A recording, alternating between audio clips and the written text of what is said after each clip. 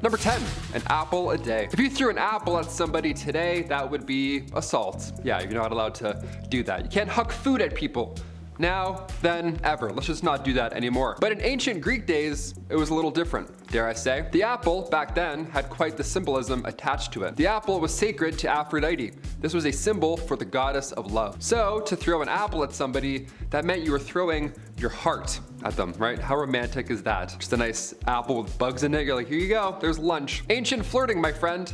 The more you know. Maybe those trees in The Wizard of Oz weren't mean. Maybe they weren't mean at all. Maybe they were just trying to express their love by throwing apples aggressively at everyone involved. Number 9, raining iguanas. Okay, we're immediately dipping back into the weird side of this list. Here we go. Back in 2018, this was wild. I read about this and I'll never forget. Lives rent-free right in my head. Florida got another odd headline. There you go, classic Florida. This time it was frozen iguanas falling from the skies. Yeah, how do you not pick up that paper, right? Florida got hit with a massive snowfall, their first big one in 28 years. So these cold-blooded guys started to fall from suburban tree branches, right? They didn't see it coming at all. People were just walking to get groceries and iguanas are freezing and falling off trees right in front of them. The craziest thing is that they're just paralyzed. They're not dead, obviously. So later, they would come back to life after they, you know, de-thaw. Sounds so zombie-like when you say it like that. They're just lying there and then all of a sudden they're like, what day is it?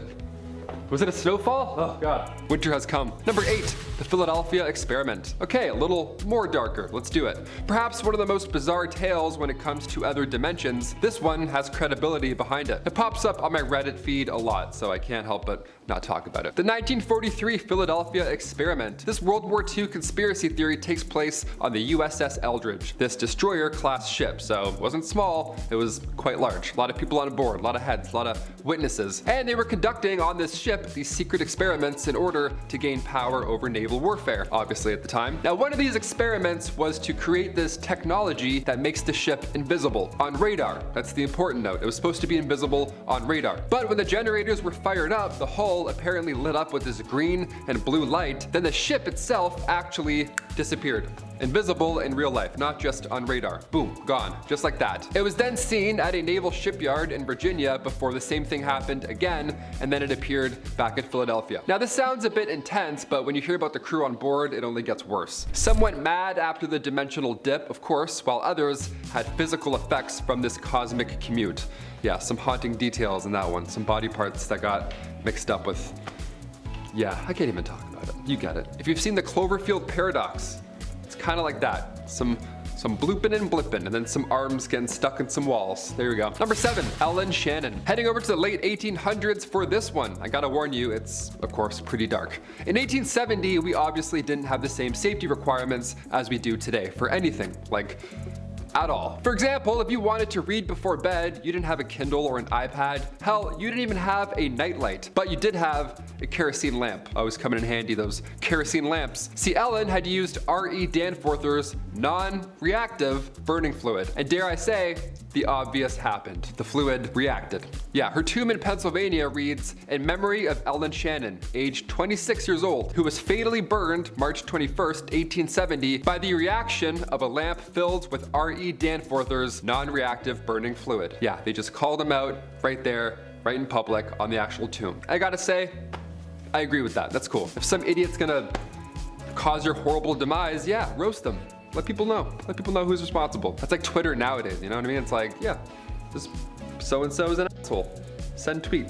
Boop. It's there forever. Number 6, military dolphins. Yep, I said military dolphins. Here we are, we're almost halfway through our list. We'll get a little more weird now. Iran has plenty of nuclear capabilities, but they also have trained dolphins now too, so, good game, folks. Back in 2000, Iran bought this fleet of trained dolphins from Russia. Just Russians doing things. But they were trained, supposedly by the Soviet Union, to attack ships, and yes, you guessed it, attack people. We have Navy SEALs and military dolphins.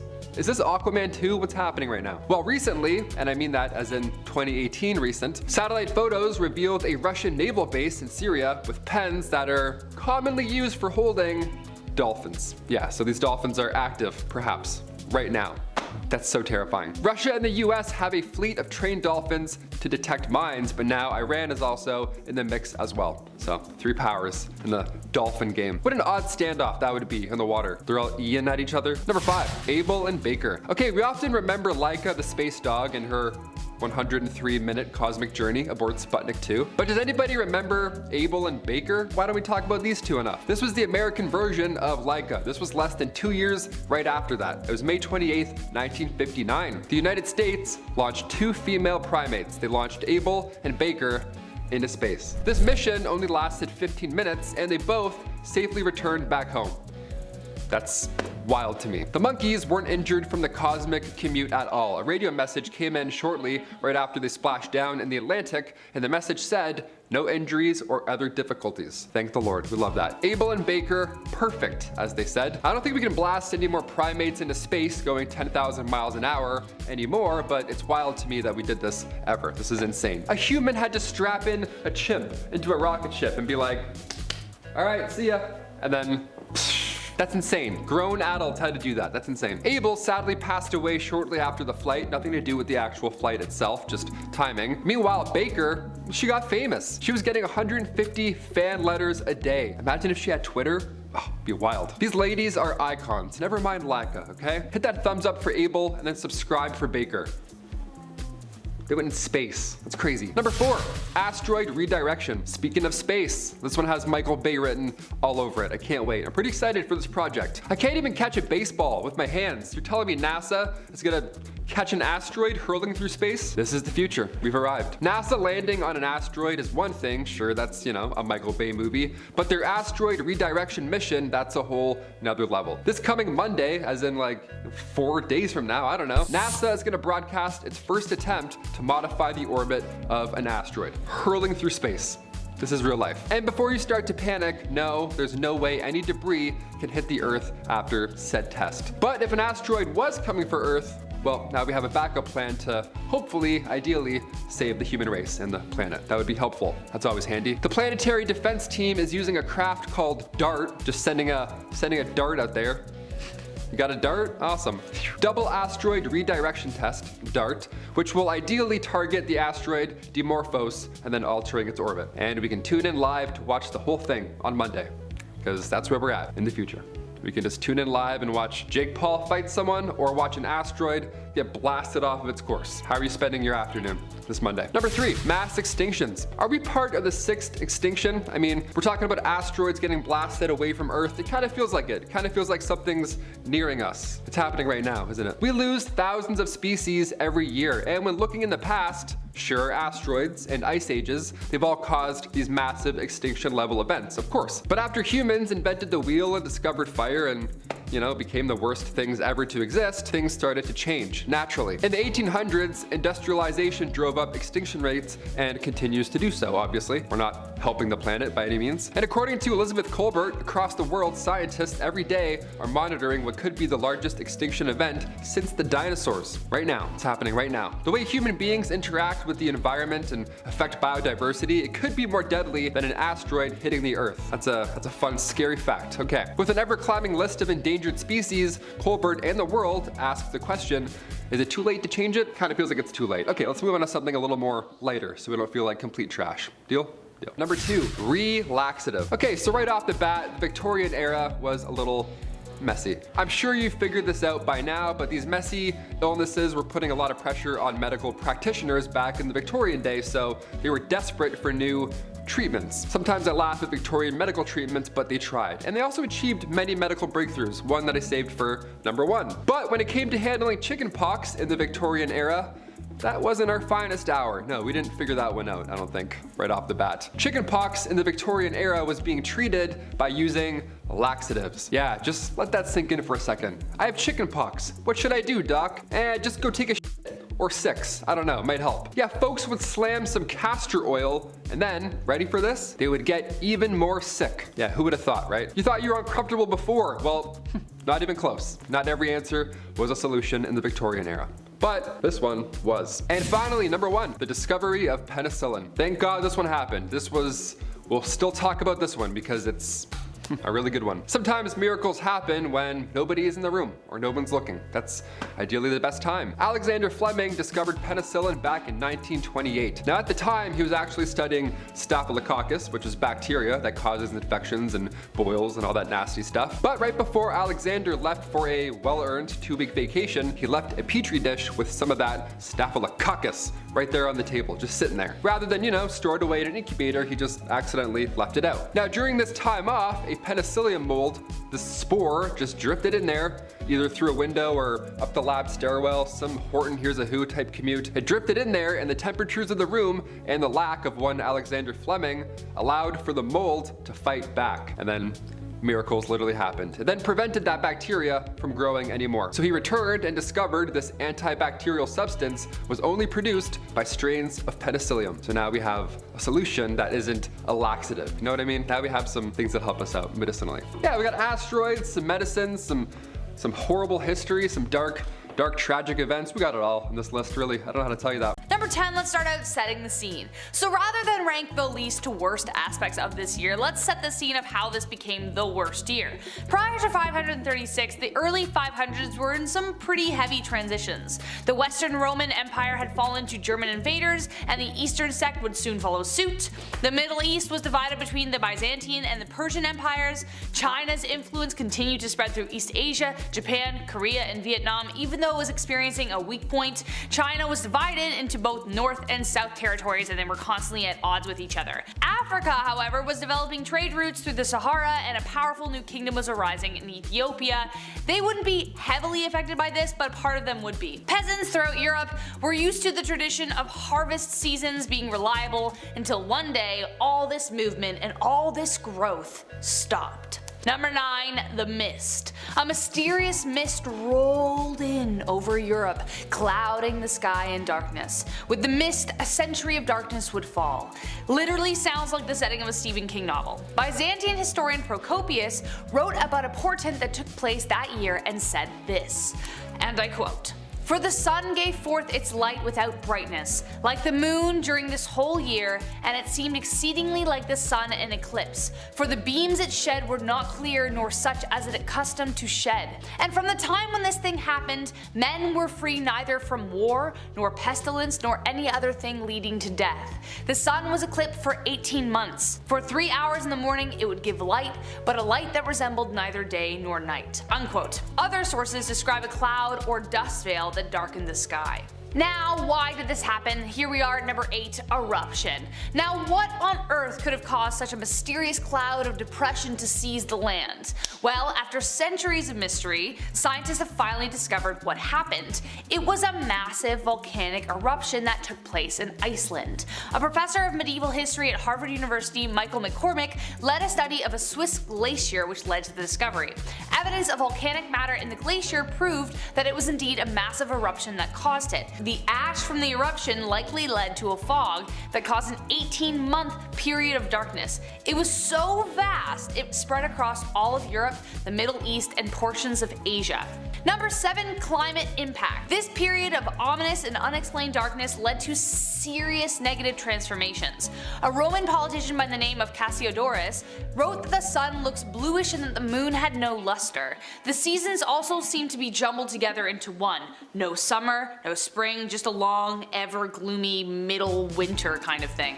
Another eerie fact he added was, and I quote, "We marvel to see no shadows of our bodies at noon," unquote. The dark sunless days brought periods of cold, with temperatures falling as low as 1.5 to 2.5 degrees Celsius all year round, making it the coldest decade in the past 2,300 years. This is the closest the world got to the winter depicted in Game of Thrones, besides the actual Ice Age of course. This was called the mini antique Ice Age. Number 6, starvation. But with the extreme cold, lack of sunlight, and seasons, crop failure destroyed many lives. Farmers no longer could look forward to a bountiful harvest in the fall, as basically nothing survived. The Irish chronicles show that they had a failure of bread of all things, from the years 536 to 539.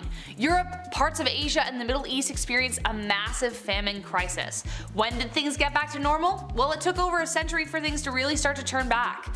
Eventually grit fell from the sky and slightly warmer temperatures returned, allowing for some crops to return. But the people had no way of knowing when that was going to happen. They just had to keep slugging along every day, watching their friends and families slowly die of starvation.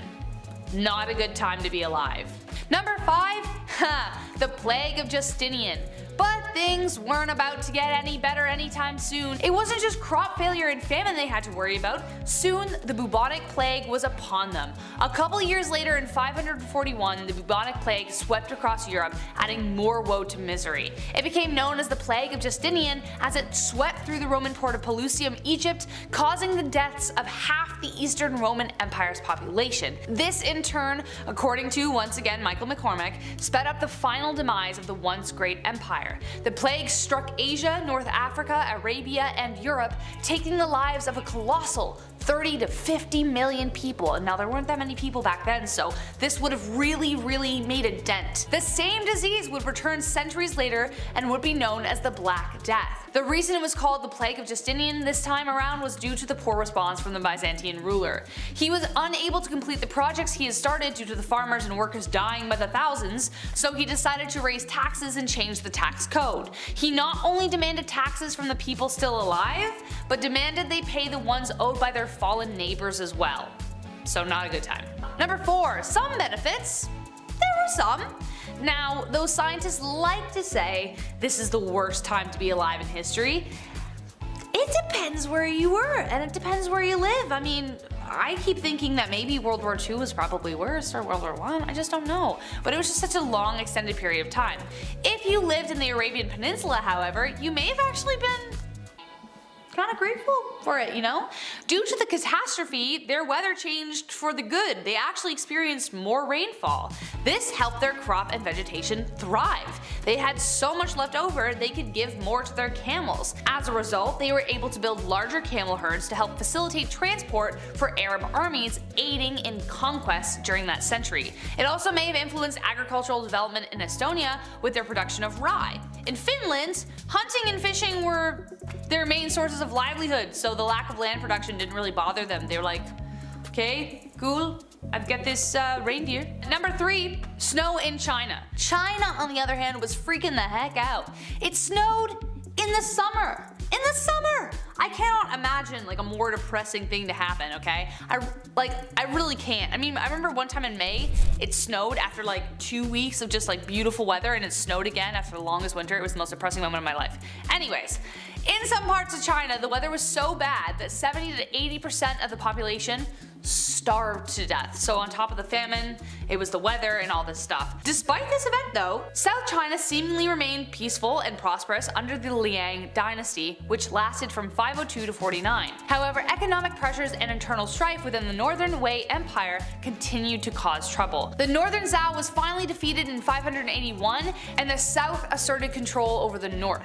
This led to the final linking of North and South China when Emperor Wen began construction of a canal system connecting the two parts of China together. Number 2, economic downturn. So obviously, with the fact that agricultural production was way down, workers were dying left, right, and center, an economic downturn soon followed the wave of plague and the mist. As previously mentioned, rulers such as Justinian raised taxes like crazy, burying his empire in debt. But just how bad did it get? Well, the study of seeds found in excavations tell a pretty bleak story. They found a high number of grape seeds in the ancient trash mound. So what does that matter? Well, by going through each seed individually, that's dedication, they noticed a steep rise in the amount they found, and then all of a sudden a steep decline of grape pips. The Byzantine Empire, for instance, was pretty well known for their sweet wine that they sold, and they had connections with other parts of Europe that they sold it to, which means the steep decline in the seeds indicates that their economic ties took a huge hit. And last but not least, let's tie this whole thing together with survival. So how in the heck did we survive this thing? It was one foul hit after another. Bad weather, famine, plague, economic downturn, war, people being the worst.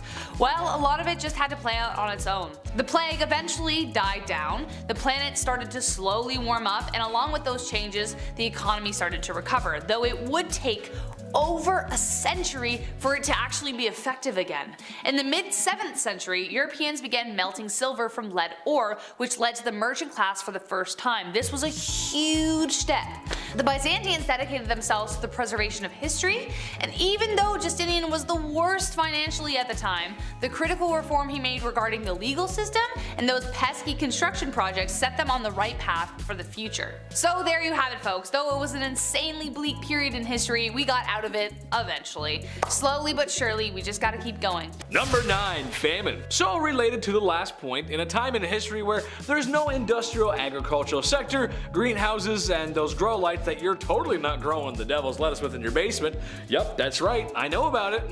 Nice try, I know. Growing food can be difficult. Weather, pests, disease, harvesting a full crop is both rewarding and difficult. Well, since the dust cloud had blocked out the sun for 18 months, that meant the crops were not reaching their full fruiting potential. This cloud of dust again most likely came from volcanic eruptions and is speculated to have even dropped the temperature a few degrees. God, that sounds awful. Number 8. The Plague. Man, this is really shaping up to be the worst year ever. We thought 2020 was bad. Also in the year 536, there was a terrible plague, known as the Justinian Plague, or really, it's the Black Plague, but it's first round of it. As if having the sky filled with smoke and no food wasn't worse enough, people were dropping left, right, and center. Literally, they couldn't keep up with the body count, apparently reaching thousands within days. That's bad. You don't like, that's not good. You don't want that. There were so many bodies that it began to stink up Constantinople.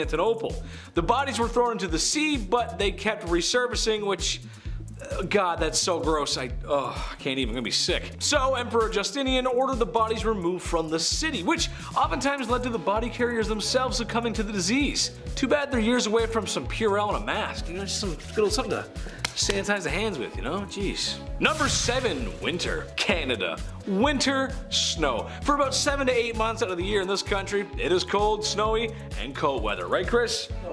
Mind you, we do get nice summers here, it's just a little bit of a trade-off. So when it snows here, even in May, it's not that much of a surprise. However, when it does snow in places like Texas, we tend to take notice. This was the case in 536 China and in places in Mesopotamia, where during the summer months, there were reports of snow, which is really bad, especially if you're trying to grow food. I mean, there's no snow shovels, no plows, and no Timmies. Canadians, how would we even function without a double-double on a cold, miserable morning? All Canuck jokes aside, it was quite devastating to the regions and just adds more to what really must be the worst year ever. Number 6. Time to get oot. I am many things. Canadian, moderately funny, and a second-rate John Candy or Chris Farley. I love them both, but it depends where you're from. If you're Canadian, it's John Candy. If you're American, it's probably Chris Farley. What I'm not is a quitter. I'm a soldier, a fighter, a trooper, and I hustle my bustle, partner. I'm not shy to turn away from a challenge, and I strive to figure it out. Now, that doesn't mean I'm not afraid to throw in the towel. Sometimes you gotta know when to pull back, reassess, and most importantly, come back. If you come back, you never really quit, did you? If you come back, you're good. Take for an example some towns in central and eastern Sweden during 536 who abandoned their towns. No one is really sure why, but these towns were abandoned, obviously. Not that it's easy to run a town, because trust me, I play city builders, I would know, but it's speculated that already cool temperatures could have been made worse by the volcanic ash that covered the sky. Ooh, yeah, you wouldn't want cold temperatures getting worse back then. Bad for you. Number 5. Hysteria. Okay, so what's the first thing people are gonna do when the skies turn to ash and crops perish and it's cold? What will we do? Band together and fight through the elements as humans because we are stronger together? Big prank! No, we panicked and had mass hysteria. And it was our fault and God was punishing us for our sins. Or at least one story from Egypt, that's how the story goes. Sure, I guess this is all bad luck, and it would seem like divine intervention to people back then, especially with the sky being so dark for so long. That does seem like something God would do. And if you think we still don't do that, well, wind the clock back 2 years ago, my friends. Remember when toilet paper was running low? That, my friends, is textbook hysteria. But then again, you know, having a dark cloud in the sky is alright, but there'd be a lot of dark clouds in your pants, you know what I'm saying? You make sure you got toilet paper, you know what I'm saying? Number 4, more volcanoes. What's worse than having a volcano cause all these issues? More volcano eruptions, yeah, let's go! Yeah, again, no one is sure if there was was a specific one that was causing all the issues, but evidence in Iceland suggests that there were at least 2 volcanic eruptions. There's other evidence that suggests it could have been all the way in El Salvador and even North America. A lot of folks just don't realize how catastrophic volcanoes can be, but if you ask somebody in Pompeii, they would tell you. These extra eruptions plunged the Earth into what is sometimes called the Tiny Ice Age, as temperatures severely dropped. Well, a couple degrees can make a big difference. It sounds bad, but a couple degrees can. All I'm gonna say is that comedy comes in threes. I'm surprised there wasn't a third eruption. Why is the ground shaking? Number 3, Romulus Follis. 536. This awful, no good, very bad year likely sealed the fate of the Roman Empire. For a while, she had been in decline, and her capital had already moved east. But like a lot of washed up sober music stars of the 80s, it was time for one more tour. One last hurrah to capture glory in a bottle. Well, go ahead and look at the map of Europe right now. I'll give you a second. Go ahead, sure, look at it. You see that? Yeah, there's no Roman Empire, is there? No. That's because the year 536 was full of disease, war, and uprisings. Pesky uprisings. Oh, those are the worst. How's a dictator supposed to rule without those? Come on. In the year 541, an estimated 30% of the Byzantine Empire had perished from the plague. That's not good. You gotta have the population there. That's bad. Number 2, Moche trouble. The Moche were a civilization in what is now Peru. That's right, there were troubles back there too. It's not all just Europe. They were extremely dominant of that area, masters of irrigation and fishermen. They made their food stockpiles big, and they were a force to be reckoned with. Had a pretty decent economy too. Well, due to some weather changes in the area, the water temperature rose. Too much. The fish that the Moche relied on for food and economy were now gone. And when you're a single industry empire and that industry goes away, well, it's gonna hurt. This led to massive starvation in the Moche. Funny enough, all this climate change in the Saudi Arabian Peninsula, I know we're jumping all over the place here, but it was good. The climate was okay. They saw more rainfall, allowing for better crops, which allowed them to bring more camels. More camels means more soldiers. More soldiers means more conquering. It's crazy how it works like that. So I guess it just depends where you live. Number 10, Roman laundry detergent. So my washing machine broke this past week, which was a pain in the neck. Worst thing about it was that it broke in the middle of a load, so I had to wash the rest by hand, which made me glad we have washing machines at all. However, the Romans were a little more simplistic with their methods of cleansing the cloth. Apparently, vessels were set out in the streets of Rome for anyone to just walk up to and relieve themselves into. And once full, they'd be taken down to the local laundromat. From there, workers would mix the vats with water and pour the combo onto their patrons' clothes, proceeding to stamp the clothes until clean? Yeah, sure, clean. Number 9. The Fall of Druces. In the case of historical poisonings, it's hard to determine whether or not they were actually poisoned or just died from being old. It's usually that they're old. But in the case of Drusus, the evidence was a little bit more clear. See, Drusus Julius Caesar was set to be the heir to Tiberius due to familial relations. His buddy Sejanus would have normally been the one to get the title, but blood is thicker than water. As a result, Sejanus tried to marry his daughter to Drusus' son, but that fell through. Sejanus was still determined to become the heir to Tiberius by whatever means necessary. This led to the two infighting frequently, and Sejanus eventually managed to seduce Drusus' wife, Livilla, who aided him in poisoning her husband, slowly killing him in a way that appeared to be natural, and he got away with it. Sejanus continued to rise to power until his sudden and brutal execution, which was later revealed to be due to someone leaking the truth about his rise to Tiberius. Man, this just needs to be a telenovela. Number 8. Decimation. You've likely heard the term before, used to describe the impact of some tragedy or another. However, the word actually has its roots in the Roman military, though its origin is a little different from how you might imagine. See, as I'm sure you know, the Roman military was infamous for its discipline and strategy. But if you've ever worked in any space with more than 10 people, you know it's was hard to keep everyone in line. So how did the Romans do it? Simple. If one squad member screws up, the entire unit gets the punishment. Decimation roughly translates to removal of a tenth. The cohort would be divvied up into 10 groups, and each group would draw lots. The group with the shortest straws were then executed by the other 9 by whatever method was determined by their commander. The 9 of the surviving groups were then made to survive off barley, and if they had to relieve themselves, it would be outside of the camp's security. You know what? Maybe the military life just ain't for me. Number 7, the Crassus Cocktail. I love a good drink at the end of the day. Just getting a little mix here and there, it's just so fun. Ooh, if it's good, man, just caps off a hard day of work. It seems like Crassus was a man of similar taste, a general and a statesman who'd earned the title the richest man in Rome. Dude ran a bunch of wars, serious campaigns, and his last was against the Parthians, primarily because he was just kind of bent out of shape that the other generals were outshining him in the field. Unfortunately, Crassus's forces were absolutely slaughtered, and when his son Publius ended up being one of the casualties of war, Crassus went to parley. Negotiations went sour, and he and his entire party were wiped out. Apparently, after such a rough day, the Parthians figured that Crassus could use a little something to take the edge off, so they had him take a sip of molten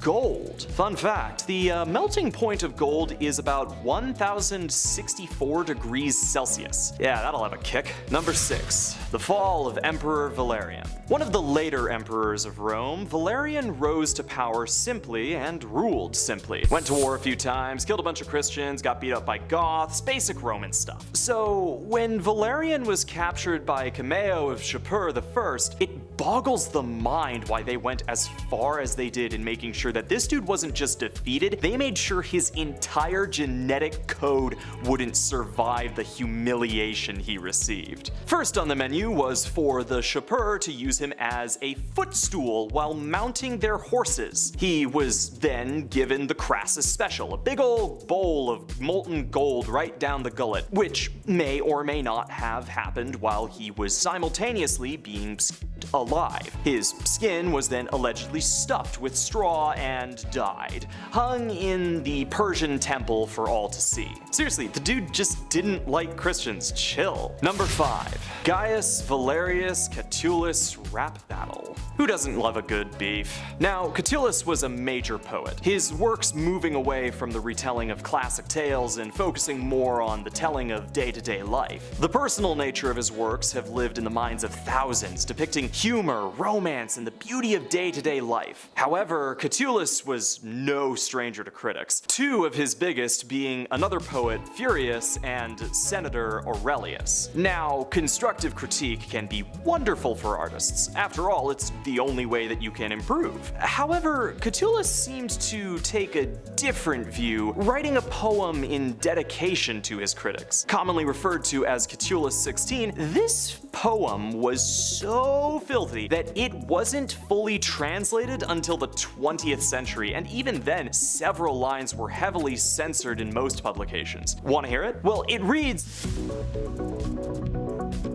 Number 4, Roman birth control. Romans were, well, they got around a lot. Now, unless you want to deal with the immediate consequences of a whole lot of lovin', you've gotta figure out a way to stay safe. Picking up condoms from a shopper's wasn't really a thing, and Plan B hadn't been invented yet, so what was the plan? Well, it turned out that the Romans had discovered an herb called silphium, which supposedly had contraceptive properties. Whether or not that's actually true remains to be seen, specifically due to the fact that you can't find it anymore. That's right, the Romans were so raunchy and silphium was so popular that they caused the complete extinction of the plant, the last stalk of it reportedly being given to Emperor Nero. Now in 2020 there has been a theory presented that there is a similar herb, or a relative, found in Turkey, and it could be the surviving relative of the plant, but to this day not a sprig of silphium has been found. Apparently it looks like a heart though.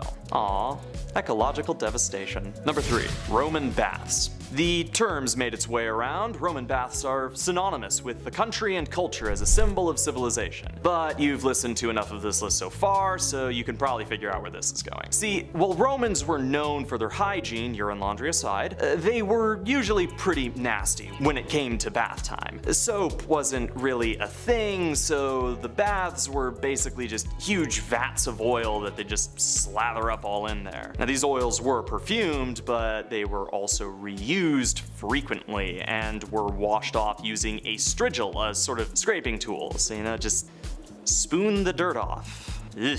Number 2, Cato the Younger. Alright. Here's a fun one. Marcus Porcius Cato, also known as Cato the Younger, was a Roman senator in the later years of Rome. A hugely influential man. His life was fraught with turmoil and strife. He was also a strong opposer of Julius Caesar's Hellenistic principles. Cato had no trouble joining the opposition on the brewing civil war. Now, during that civil war, Cato took command of a campaign in Utica, a tough campaign that he generally just planned to abandon alongside the Roman Empire. However, once they'd been defeated, Caesar moved to pardon Cato's family and allies. Convinced his end was drawing near, Cato took his life against his friends' and family's advice, stabbing himself in the abdomen. Now, some accounts claim that he actually drew out his own entrails from his body when the physicians attempted to heal him, ensuring that he wouldn't see Caesar's Rome. Maybe he knew that Caesar was planning to pardon him as well, which Cato would have considered the crueler punishment. Number 1. Caligulas Horse. We'd be remiss not to talk about the antics of Emperor Caligula. Famed for his strange ways, one of the greatest legends of an already infamous emperor was his attempt to have his favored horse, Incitatus, enlisted as a consul. According to Suetonius's Lives of the 12 Caesars, this horse was dressed in lush finery, inviting dignitaries to dinners, and according to Cassius Dio, the horse was fed oats mixed with gold flakes and also possibly a priest. Now, a lot of this is left up to debate, and a number of historians will argue that this was nothing more than a prank at the expense of the Senate. While never officially made a consul, this horse has lived on in infamy, inspiring a number of fictional depictions in modern media, including the metal band Caligulas Horse. Regardless of the official status of the horse, the truth seems to be that this was nothing more than an attempt to mock his senators, but what a method of mockery. Number 10. The War of Unification. While technically pre-Empire, the Qin Wars of Unification are sick and nobody can stop me from talking about them. Prior to their campaign, the relatively small state of Qin had evolved to gain a surprising degree of prominence, becoming one of the 7 major states in power at the time. Now this was due to the numerous battles centuries prior that I can't talk about this time, but I promise they were really cool. One of which was actually credited as basically being responsible for the unification of China, despite it having occurred like 40 years prior. Just look up the Battle of Chongping, it was wild. In any case, the War of Unification was a result of this, running from 230 to 221 BC. It saw Ying Zheng declaring war on the states of Han, Zhao, Wei, Yan, and Qi, conquering them in just about that order. This led to a complete unification of China, an effort which only took barely a decade to complete. Number 9. The Dingzhi Uprising. Skipping ahead a bit into the future, following the, spoilers, death of Qin Shi Huang, there were a bunch of uprisings. Also known as the Chen Sheng and Wu Guang Rebellion, named after its respective leaders, the uprising began when 2 officers were ordered to lead their soldiers to defend Yueyang. Halted by flooding, they realized that due to Qin laws, being late for their government job would result in their executions without respect for the excuse. So they did what anyone would do. Rile up the peasants and go for a good old revolution. Better than getting slaughtered for missing a shift, right? Well, they thought so, and managed to get around 900 peasants to back their cause. How they did this isn't completely confirmed, but there are 2 stories about how they might have gone about the process, and both are really weird. See, one story goes that Chen Sheng and Wu Guang wrote the words King Chen Sheng on some silk, and then fed that silk to a fish. When the fish was was purchased and presumably cut open by soldiers, they saw the message and thought it was sick. Another story goes that they supposedly taught animals to say Da Chu flourishes, King Chen Shang, which likely would have had a similar effect on anyone who heard that from like a cow. So now, these might be slightly embellished, but they're also really funny, so come on. Either way, they got stomped by the chief, so it doesn't really matter. Number 8, getting owned by a peasant. We're getting outside of the actual reign of the Qin again, but I don't care. The Qin dynasty post-death of Qin Shi Huang was an absolute mess. Leaders were desperately trying to consolidate power, body their opposition, and avoid getting bodied in the process. The effective orchestrators of the chaos, Li Si and Zhao Gao, who we will get to, had a massive falling out which resulted in Li Shi's execution. Zhao Gao was trying to run everything, deposing the old emperor in favor of a new one, who then got rid of Zhao Gao. But the new emperor, Jiying, was a moron, and so eventually a real revolt broke out in 209. The rebels of Chu, led by Lieutenant Liu Bang and leader Zhang Yu, managed to defeat Jiying in 207 BC. Of course, in traditional period fashion, Liu Bang betrayed Zhang Yu and founded the Han Dynasty, despite being a peasant. I have been in car accidents that have had less whiplash than the last, 2 years of the Qin Dynasty. Oh, and Liu Bang was a peasant, by the way. A peasant who became the ruler of China. Number 7, the Terracotta Warriors. Okay, so you probably know a little bit about this one. In 1974, a bunch of farmers in the Lintong County managed to dig up this exceptional find. 3 pits containing statues of 8,000 soldiers, 130 chariots with 520 horses, and 150 cavalry horses. Construction on the tomb began during Qin Shi Huang's reign. He had a thing about dying, but we'll get into that later. And the soldiers were originally painted, though due to the climate and about roughly 2 millennia of time, it kind of faded. There have been arguments that some of the paint could have been sourced from Greece, although the idea that the Greeks in the Qin dynasty ever made content is hotly contested, so I'm not getting into that. But it can't really be stated in words how massive this project was. Every soldier was armed.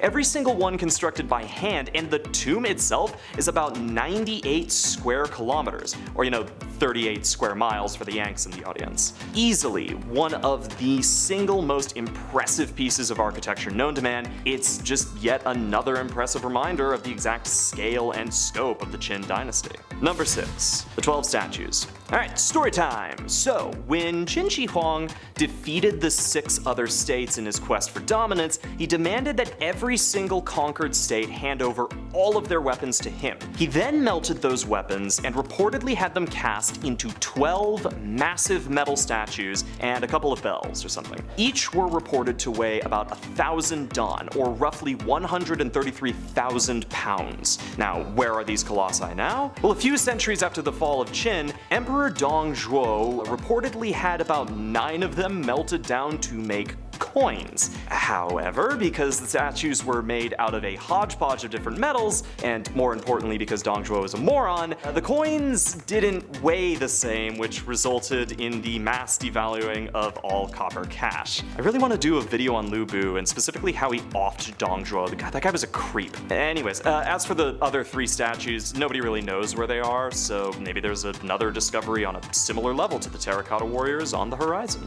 Number 5, book burning. This is one of the more tragic stories, but it's got to be talked about. During Qin Shi Huang's rule, Chancellor Li Shi convinced the emperor that all records excluding the Qin needed to be burned. Not only that, but anyone possessing copies of the Shi Jing, the Shu Jin, and or any other writings from the 100 schools of philosophy had to turn their copies in for summary roasting or they'd get whacked. Not only that, but he suggested a mass state of censorship, which was the actual censorship and not the kind that you right-wing morons whine about happening in video games or whatever.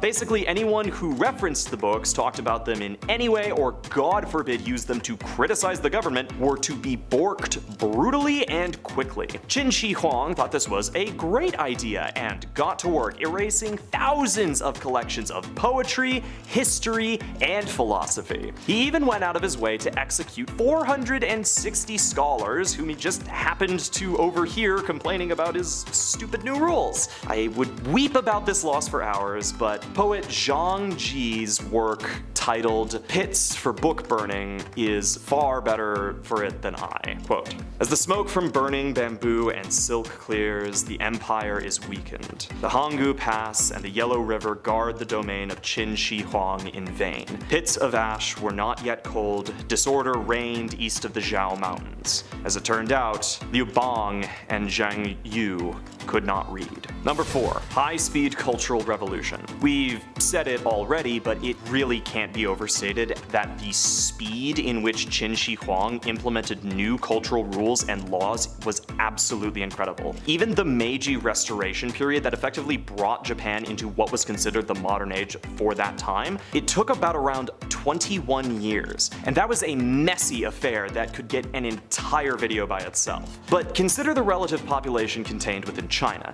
Consider the size of China and the size of the Qin Empire. All of this territory was shaped by a period of about a decade and a half, to the point where it wouldn't be until 1912 that there would be a major upheaval to the system. Obviously, it saw improvisation, adaptation, and change over the years, but just as Qin Shi Huang was laying the foundation for a wall that he envisioned would span the entirety of China, I wonder if he knew that the system of government that he was implementing would last nearly as long. Of course, the means by which this was achieved involved massive cultural manipulation and fascistic ideals, not to mention the body count. Actually, no, let's mention that. Number 3, the body count of Qin rule. Okay, now while the Qin dynasty was important, it should be noted that the results of such a tyrannical rule were bloody indeed. Between high taxes, wars of conquest, and the beginning of the construction of the Great Wall, historians estimate that around 20 million people passed during Qin rule, an absolutely staggering number given, again, its decade-and-a-half duration. The construction of the wall alone was estimated to have contributed to around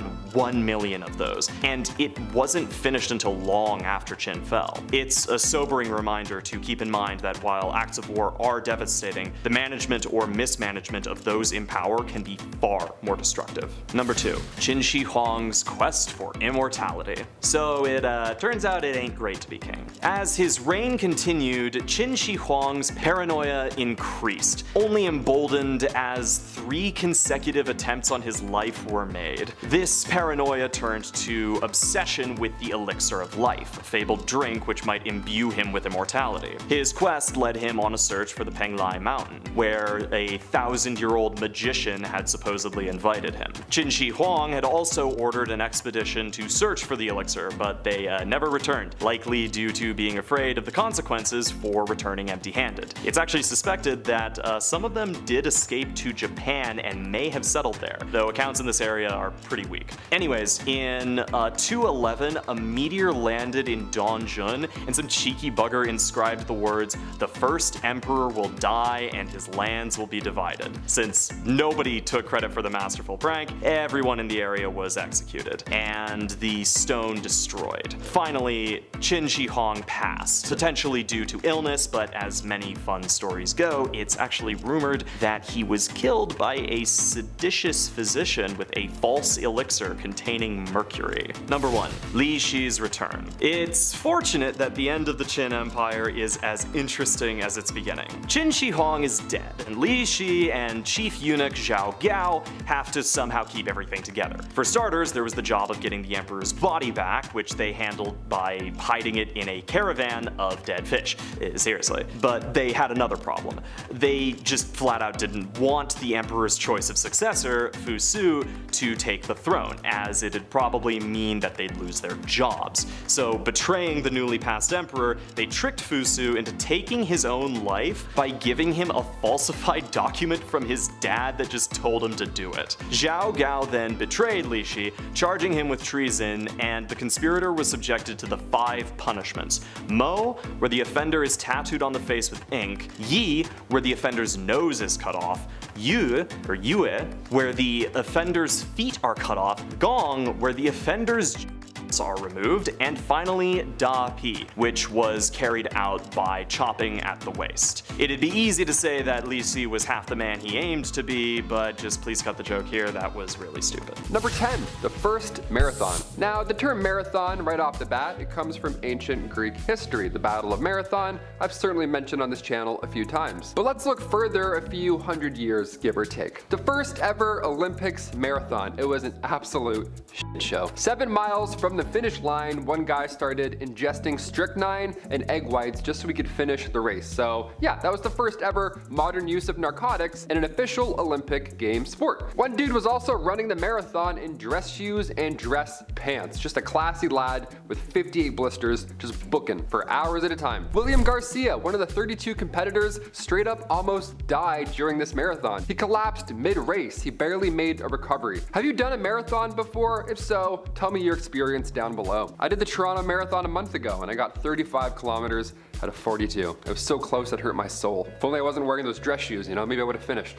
So close. Number 9, Unsinkable Sam. In our last video, I asked who likes dogs and who likes cats and yada yada yada. This one here, I'll give to the cat people. You get one. Cats have 9 lives. I'm a firm believer in this theory now. Unsinkable Sam was the nickname for a cat who survived several shipwrecks during World War II. His tale began aboard a German warship called the Bismarck. Yeah, also imagine that image right there. 2,200 soldiers just standing in a line, and then also this black and white cat that somehow snuck aboard. Nobody knows how it got on, but I'm pretty sure one guy does. He's like, the Bismarck was decimated during one of the attacks, of course, and while the HMS Kozak was looking for survivors shortly after, they saw Oscar the cat on a plank. Yeah, he had to earn the Unsinkable Sam alias, alright? You get a new life, you get a new name, then it happens. The HMS Kozak hauled him aboard, but then several months later, the Kozak was destroyed. Now this time it was the HMS Ark Royal who spotted the cat, and then the fearless feline was dubbed Unsinkable Sam. Little man passed away in 1955, not on a warship, so that's great. Hope there's therapy in cat heaven. My God. He's like, well, 4 out of the 9 sucked. I don't know. Number 8, Robert Liston. In the early 19th century, crowds would gather to watch Dr. Robert Liston work, okay? They would huddle around like it was a dance battle. They get nice and close and breathe in each other's mouths. He was known as the fastest knife surgeon in the West. I know, how many red flags can you find already? A crowd, a fast surgery, this guy just in the middle of it. What's going on? Like, please help me, please put me together. I don't know. This was a time before anesthesia had been developed, so you wanted things wrapped up quick. Pun intended. Now, Robert, he would have you amputated and sutured in 3 minutes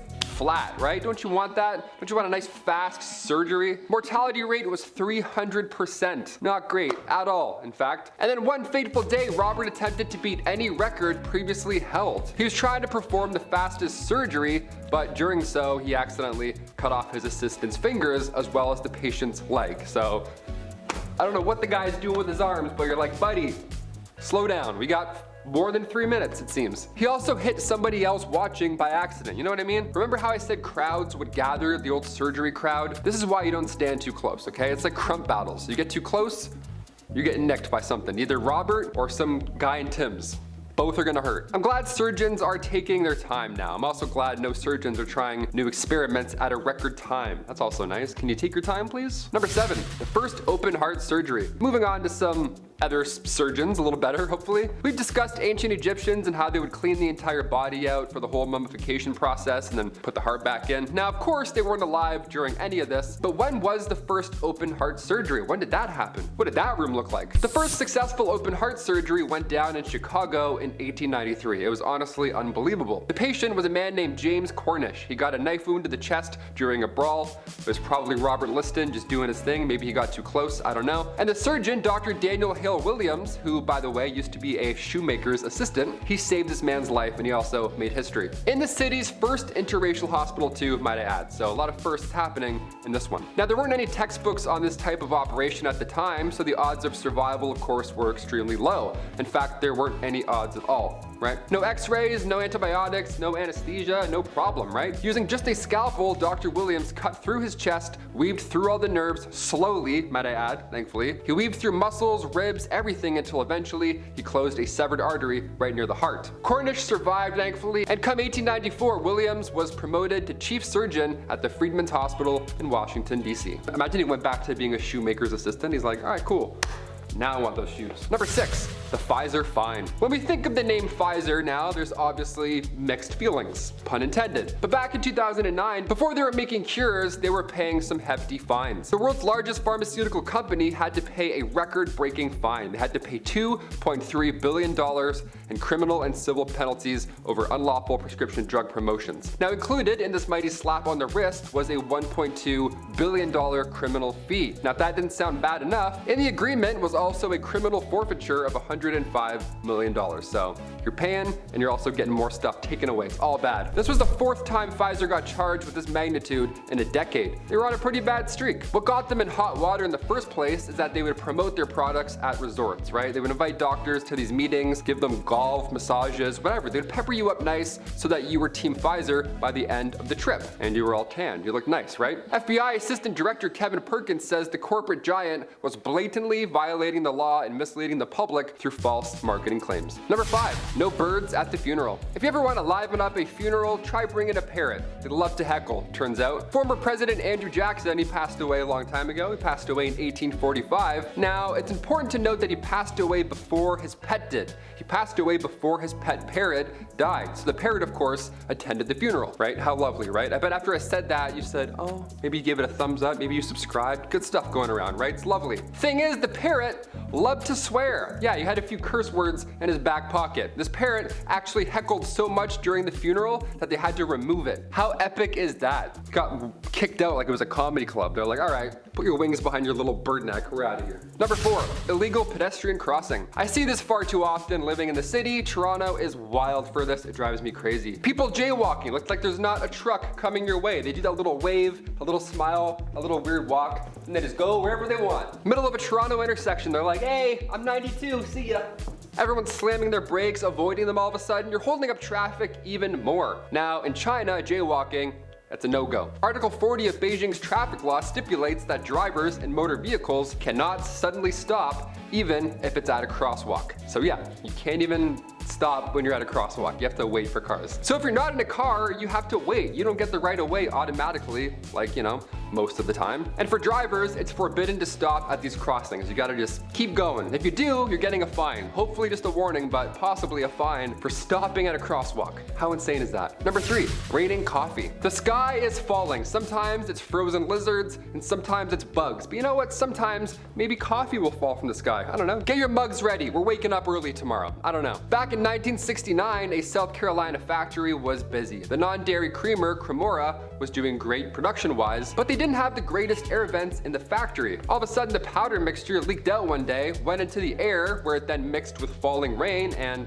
voila. Now we have double doubles falling from the clouds. Now we have a really odd rainfall. Chester, South Carolina. It was the day we woke up to coffee goop on our lawns instead of dew. That's memorable for sure. The company ended up paying a fine of $4,000 for allowing their product to be released from the plant. Could have been worse. Could have been a lot worse. Could have been a spider factory. I don't know. First thing I can think of. Number 2, it can't stop all of us. Remember that Area 51 raid that went down back in 2019? Months of planning, gathering heads, planning trips, renting cars, all to get everyone out to Nevada. Everyone was determined to find out the truth about aliens. It was a big raid where everyone planned to overthrow every Area 51 guard. So, did it work? What ended up happening there? I forget. Everyone! We're not here for photos! We're here to rescue the aliens! Rescue! Yeah, okay, it didn't work. Turns out a handful of gamers can't overthrow a government military base.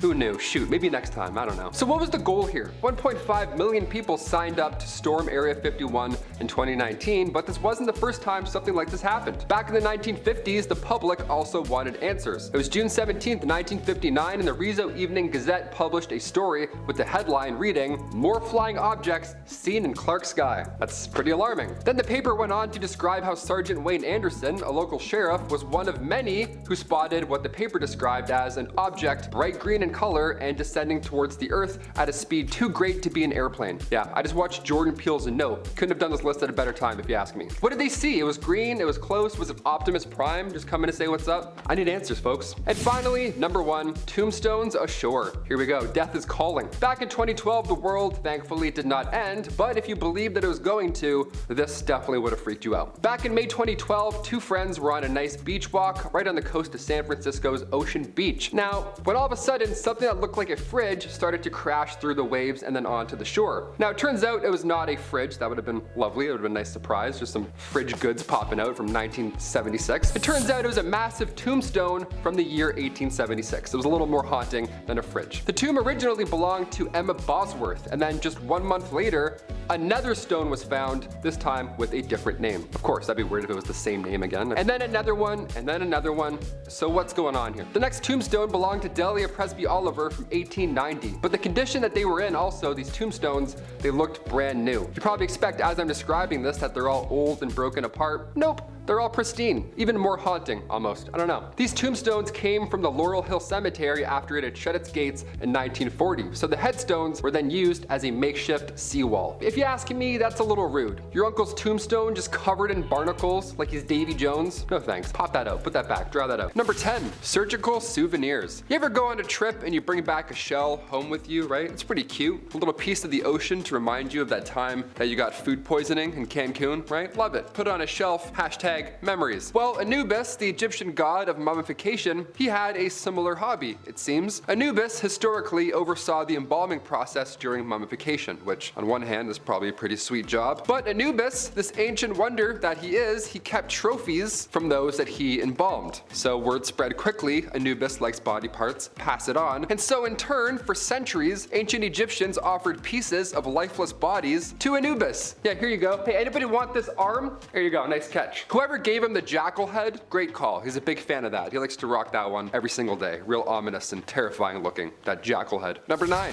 The Devourer. I love the name. Right off the hop, the Devourer, right? Straight to the point. Nobody celebrated the end of days like ancient Egyptians. They celebrated death, for death was not the end. Egyptians would often engage in rituals for those who had passed, of course explaining mummification, but ideally after this point historically, your soul would then make its way to the afterlife and search for the Hall of Truth. Ancient souls have to pass a final test, but if you fail, if your soul fails, well buddy, I got some bad news for you. Or rather, the Devourer over there has some bad news for you. Yeah, the Devourer of Amenti, aka Amit. I mean, visually, she is terrifying. Amit has a crocodile's head, a hippo's body, and lion paws to keep you sweating and at bay. Number 8, the final exam. So say you want to avoid meeting the Devourer of Amenti. Okay, what's the game plan here? What's this final exam that you have to pass? Is it high jump? If it's high jump, I might be okay. Maybe. Depends, on a good day. This final test placed the heart of the recently deceased on a scale. Being a Libra, I actually love this. Your heart was weighed against a white feather, which represented balance. Now, if there was unbalance, Amit would then eat your entire existence. So, yeah, you best behave.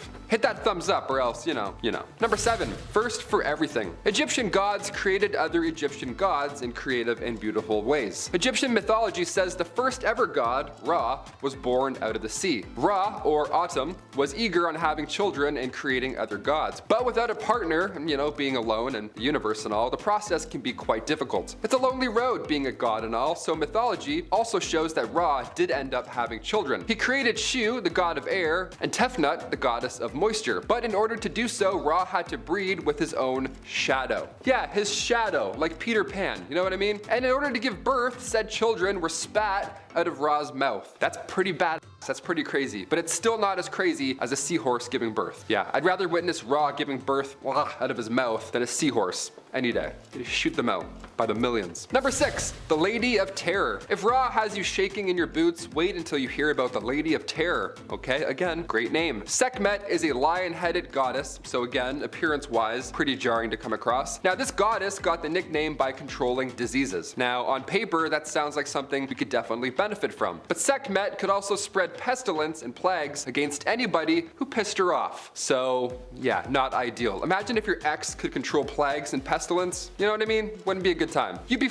Sekhmet's name is derived from the Egyptian word for power, which is just what you want in your local position. Nice. Number 5, scarab worship. Ancient Egyptians worshipped scarabs, aka dung beetles, the ones that roll a poop. Yeah, you know them. When we think of animals in relation to ancient Egyptians, we always go to cats first. But really, it was dung beetles that Egyptians couldn't keep their hands off. They were also known as scarabs back in the day, but Egyptians would observe these scarabs rolling around these balls of dung, and they would roll them along the ground until suddenly each beetle disappeared into their hole. Now, ancient Egyptians compared these patterns to that of the sun, which of course leaves at the end of our day, spoiler alert, and the god Khepri was depicted as a man with a massive scarab as a head. And he was also responsible for rolling the sun across the sky every day. And then, of course, he'd put it back into his little hole. Number 4, sweat perfume. This next one here reminds me of Gwyneth Paltrow's Goop. You ever hear of that? Google that after you're done here. What a ride that is. Here we go. Ra, the Egyptian sun god, he was born from a giant body of water when life first began. I mentioned this earlier in our list. You remember the whole, hey kids, giving birth thing? Yeah, him. Well, in ancient Egyptian mythology, many thought perfumes were made out of Ra's sweat, and Egyptians would cover themselves, just lather themselves in that. Perfume back then wasn't like the kind that we see now, obviously. Ancient Egyptians would apply oil-based perfumes all over their body, which mainly consisted of water lilies from the Nile. Today it's a little different. Today it's like Playboy Malibu, or like Axe body spray, or Lynx if you're in Britain, there you go. What happened, right? Bring back the sweat oils from gods. I would much rather buy that from my local pharmacy. Number 3, dirty trick.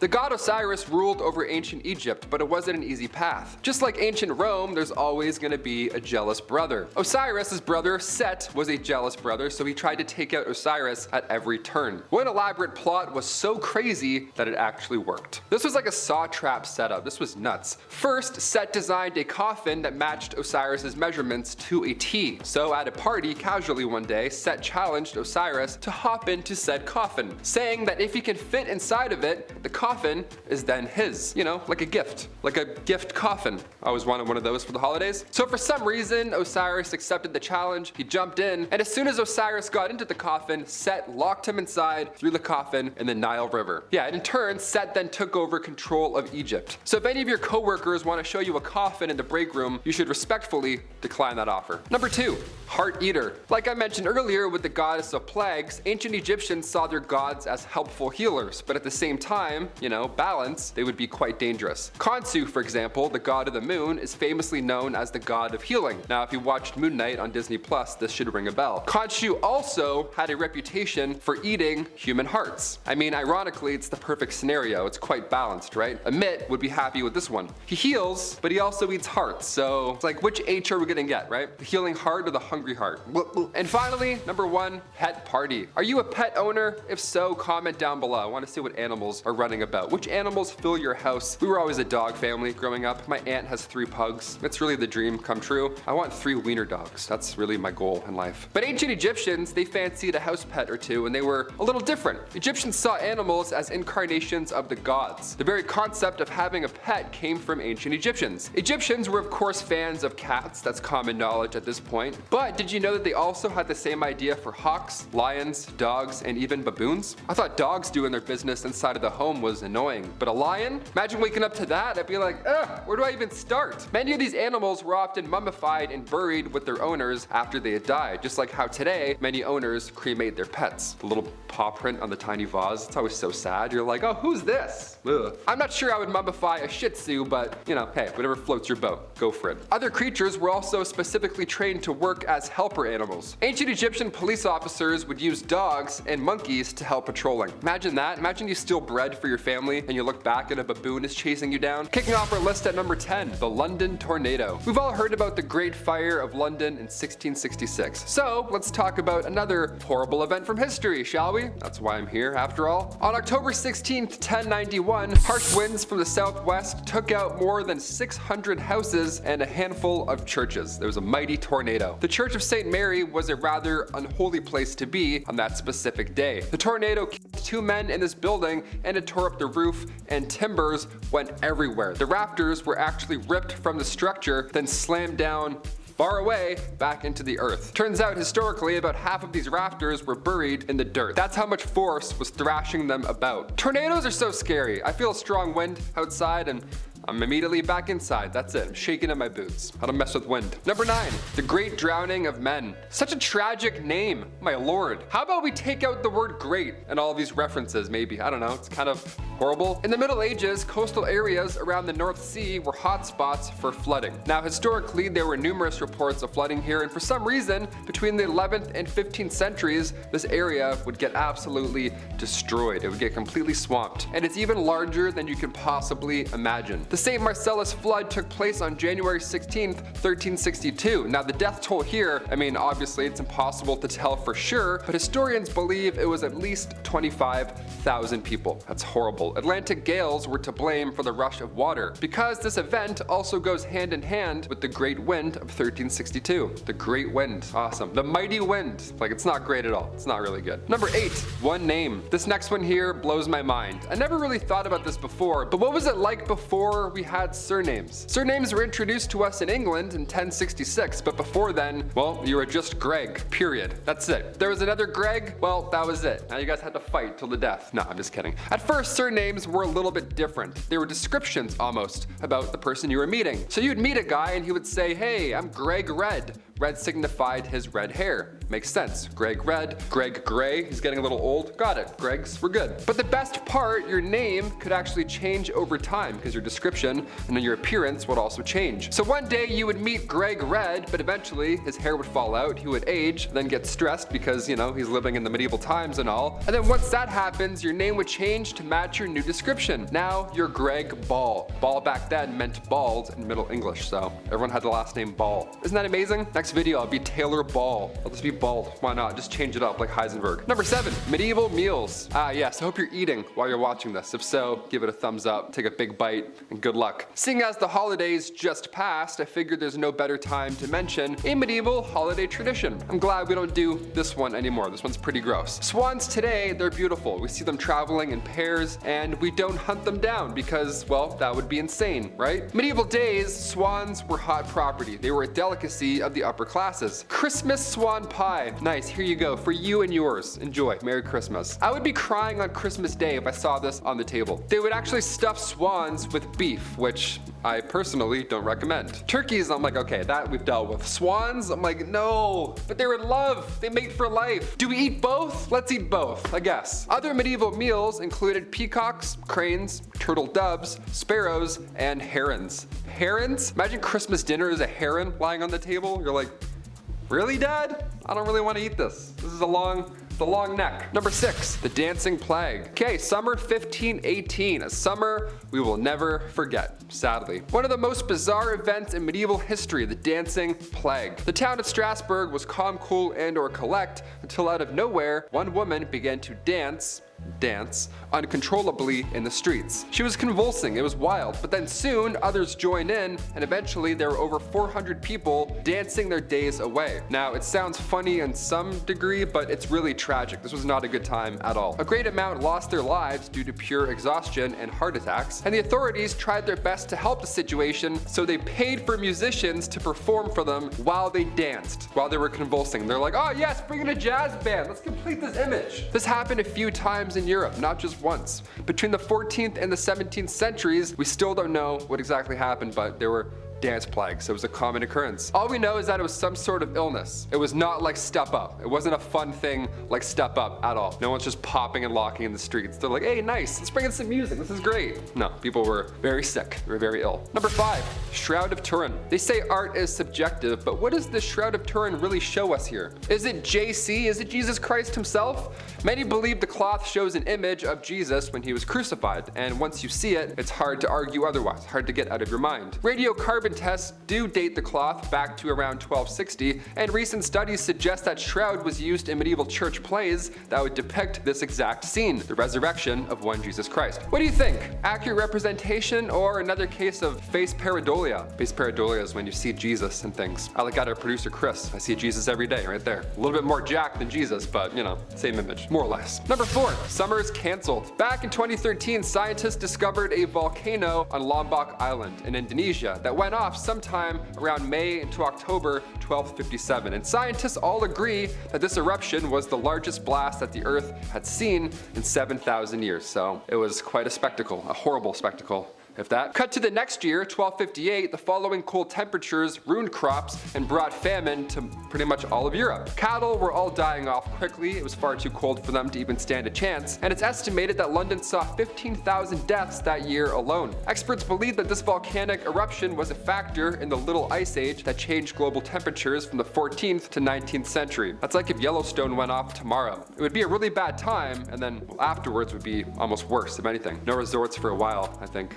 Definitely not. Number 3, the Great Famine. The medieval adjective game, back again with the Great Famine. Awesome, another great. All of Northern Europe suffered the Great Famine in 1315, so only like 60 years after that volcano went off. I mean, like, what luck is that? What a terrible time to be alive. 1315 to 1317, 2 years of famine, countless lives were lost, and of course, with people losing hope, crime rate shot up to an extreme level. Can't even describe some of the things that were recorded, but my god, people were horribly insane. The Great Famine brought unrest in peasants, but it also disturbed members of nobility. It's always nice when that happens, right? It's not all of us suffering. Some of these noble purple lords up here are also starving. Cool, we're even. They were set back, and in turn, they gave up the oath of chivalry. Now, talk about the Dark Ages. They're like, you know what? No. Number 2, Plague Bear. Busboys, but for bodies. Let's do it. My god, this one's really dark. The hot summer of July 1665, right before London saw that great fire. What to do with all of these poor souls who have been hit by the plague? Now, bodies at this point were literally starting to pile up. So we need a new profession, somebody that deals specifically with these horribly infected bodies. Any volunteers? Show of hands. Yep, we got one. Like a plague bear, for example. There we go, just what we need. A plague bear has your back and your front and all of your infected places. Church wardens would organize burials. This was a normal thing back in the 1600s, but when the plague hit, they had to change things up. If somebody had the plague, well, these plague bears, these brave souls, they would step up. They were the ones responsible for transporting all these bodies far, far away. And then they would bury them, right? Just way over there. Great idea. Honestly, the further the better. Couldn't agree more. A church would house these plagued souls away from society. Now, it sounds sad, but this was the best call, all things considered. So no, you weren't visiting any of your deceased loved ones anytime soon. And finally, number 1, medieval punishment cleaner. This one really sucks. Best for last. Here we go. Back in medieval times, many executions were public. The town would come out, watch a hanging or two, and then grab some bread and then head home. They're like, hey, classic Sunday. This was normal back in medieval days. Medieval punishments were like an event, but like modern events, somebody has to stick around and clean the place up. One of the earliest documented executioners goes back to 1202. He was the OG headsman. His name was Nicholas Johann, and their nickname was the Justice. The Justice. Are you kidding me? My palms are already sweating. Are you sure it wasn't the Mountain? My god. Afterwards, this position spread through many capitals and large towns of Western Europe, and with them came the execution cleaners. Yeah, just a squeegee and a spray bottle. They're like, hey, which table, boss? Let's do this. Over his 36 years of ruling, King Henry VIII executed roughly 57,000 people. Yeah, welcome to the Middle Ages. Hope you like mopping. You're gonna be doing it a lot, like a lot. Number 10, design capital of the world. This is more recent history for you, as in 2014, Cape Town became not only South Africa, but Africa itself, first ever city to be designated the renowned title of World Design Capital. When it bid for the WDC designation, South African officials recognized that they faced many challenges that could benefit from design as a problem-solving tool. Through its theme, Live Design, Transform Lives, they sought to establish a legacy that would enable the city to make better, smarter decisions to ultimately improve the everyday lives of its citizens. These included examples of public and private collaborations and innovations, urban planning and renewal, sustainable solutions for housing, agriculture, energy, and climate change, public sector responses to urbanization, and community building with social cohesion within struggling cities. This designation increases tourism and funding, and also boosts advertisement for travel in other countries. By using design as a tool for citizen engagement in 40 co-designed workshops covering 80 of the 111 wards of Cape Town, they took design inspiration for public art, park spaces, and local business districts. A total of 2,051 people participated in the workshops, meaning African citizens got to be hands-on with planning and see the execution of their community work together. We should take some inspiration from that here in North America. If the lion doesn't get you, they definitely will. Number 9 is the black mambas. Animal poaching is a huge issue in Africa as wealthy tourists ignore animal protection laws and their own safety and troop forward with heads full of blatant ignorance to kill endangered species such as rhinos, elephants, and more. Anti-poaching expeditions aren't new as a result. These groups go out and find poachers, who are both locals and tourists alike, to arrest and charge them before they do any harm. So, meet the black mamba. Rough and tough, what makes them unique is they are an all-women's ranger unit protecting the Balul Nature Reserve, South Africa. While park visitors are relaxing at Balul's many tourist attractions, the mambas are working hard in the background. They collect bushmeat snares, monitor camera traps, and keep watch for evidence of illegal activities such as poisoning or bushmeat kitchens. Alongside their patrols, the mambas run Bush Baby Environmental Education Program, which offers local school children weekly lessons about wildlife and conservation. It's all part of their plan to make poaching a thing of the past through education, inspiration, and food security. Before the black mambas were founded in 2013, poachers would enter the reserve regularly. We've reduced that by 89%, and we've received awards from conservation organizations in South Africa, the USA, and China, says Sergeant Cute Moholongo. Number 8 is the creation of Khaun City. This ancient Egyptian city, built in 1895 BC, is said to be the world's first ever planned city, rather than a group of inhabitants settling down and more joining the habitation or being birthed into it over time, which is usually the cause of unplanned expansion. No, Khaun City was different. Rectangular and walled, the city was divided into two parts. One part housed the wealthier inhabitants, such as scribes, officials, and foremen. The other part housed ordinary civilians necessary for the economy. The streets of the western section in particular were straight, laid out on a grid, and crossed each other at right angles. A stone gutter over a half-meter wide ran down the center of every street, as functional sewers and restrooms, as you'll learn, were mastered by ancient African people. This is a unique thing to have claim over. Not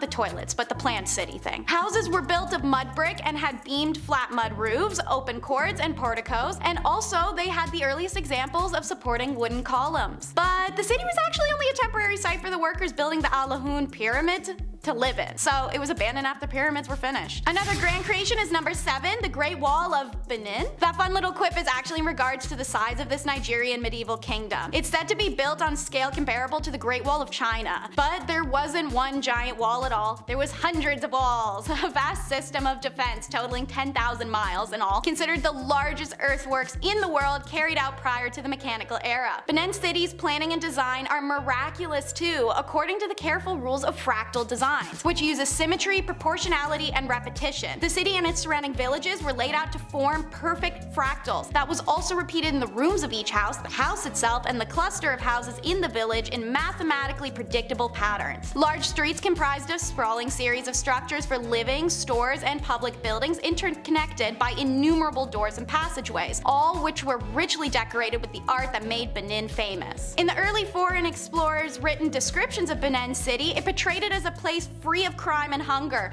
with large streets and houses kept clean, a city filled with courteous, honest people, and run by a centralized and highly sophisticated bureaucracy. Just remember that in the same year, an English professor described London, England as thievery, sex work, murder, bribery, and a thriving black market made by the medieval city ripe for exploitation. But man, did those Brits love to call everyone else primitive. Since we're discussing how revolutionary African cities are, number 6 is advanced construction for historic times, at least in comparison to the European world. There are endless descriptions from visitors to some of these cities that spin tales of intense grandeur that seem almost impossible given the tools and slow progression of society at the time. But Africa wasn't slow, and that's what people don't seem to know, so let's run through some real-life documented examples. Chinese records of the 15th century AD note that Mogadishu had houses of 4 or 5 stories high. A comment verified by archaeologists, houses fully intact and still inhabitable today have been found in Old Dajin in Mali, several stories high, but also with underground rooms, staircases, and connecting halls. Sudan in the 9th century AD also had multi-level houses, also differing in spatial layouts and functioning water systems, and water heating systems for the kitchen and bathroom. A ruined mosque in the Kenyan city Gedi was found to have a water purifying system made of limestone, so as to recycle and filter their water. Multiple palaces found, such as Husuni Kabwa and Mount Fiora, have been found to have chandeliers, murals, swimming pools, and real glass windows. Fueled by oils, many many of these cities also had street lighting alongside their citywide sewer and water systems. Had colonialists not blindly rampaged in like children, maybe they could have learned something that improved their societies and made them progress quicker, instead of just decimating others and everything being lost to time. Number 5 is gold and bling. Modern estimation says that South African gold mining was that of an epic scale. An estimated amount of gold ore mined from the entire region by the ancients exceeds 43 million tons. The ore yielded nearly 700 tons of pure gold, which today would be valued over $7.5 billion. Meanwhile, in West African gold mining, it's estimated 1,500 to 3,500 tons, worth more than 30 billion in today's market.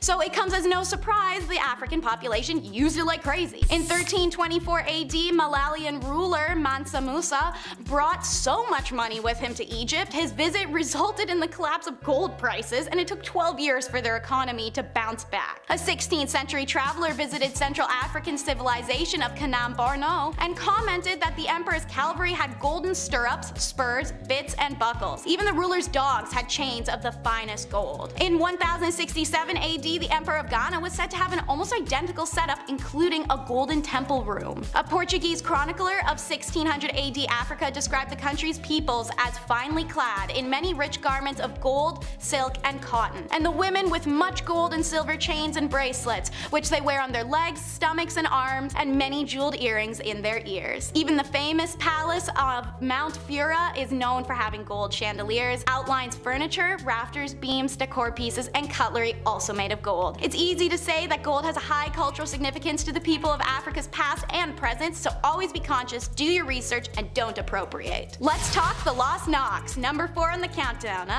Tongue twister. The Knocks are one of the most mysterious of ancient African civilizations. Located in what's now central Nigeria, the first evidence of their existence was actually an accidental discovery during a mining operation. The initial discovery kind of fell flat for some reason, but when a further trove of artifacts was unburied in 1928, archaeologists finally came rolling in. All we knew was that A, they were super ancient, and B, they made a ton of terracotta heads. Like a lot. They're currently using these terracotta heads to date the time of the Knox existence, which is constantly being revised to be older and older and older. Currently, the assumption is the Knock culture may have been early 1500 BCE, being one of the earliest, if not the earliest civilization in sub-Sahara Africa. Wow. Knock developed smelting techniques which gave them iron tools much earlier than their neighbors that date back to 500 BCE. This technology leap meant that the Knock skipped over the Bronze Age entirely, going from stone to iron. Incredible. Knock artifacts are spread over 50,000 square kilometers, inspiring archaeologists to believe in a potential mass Knock city sitting somewhere beneath or around,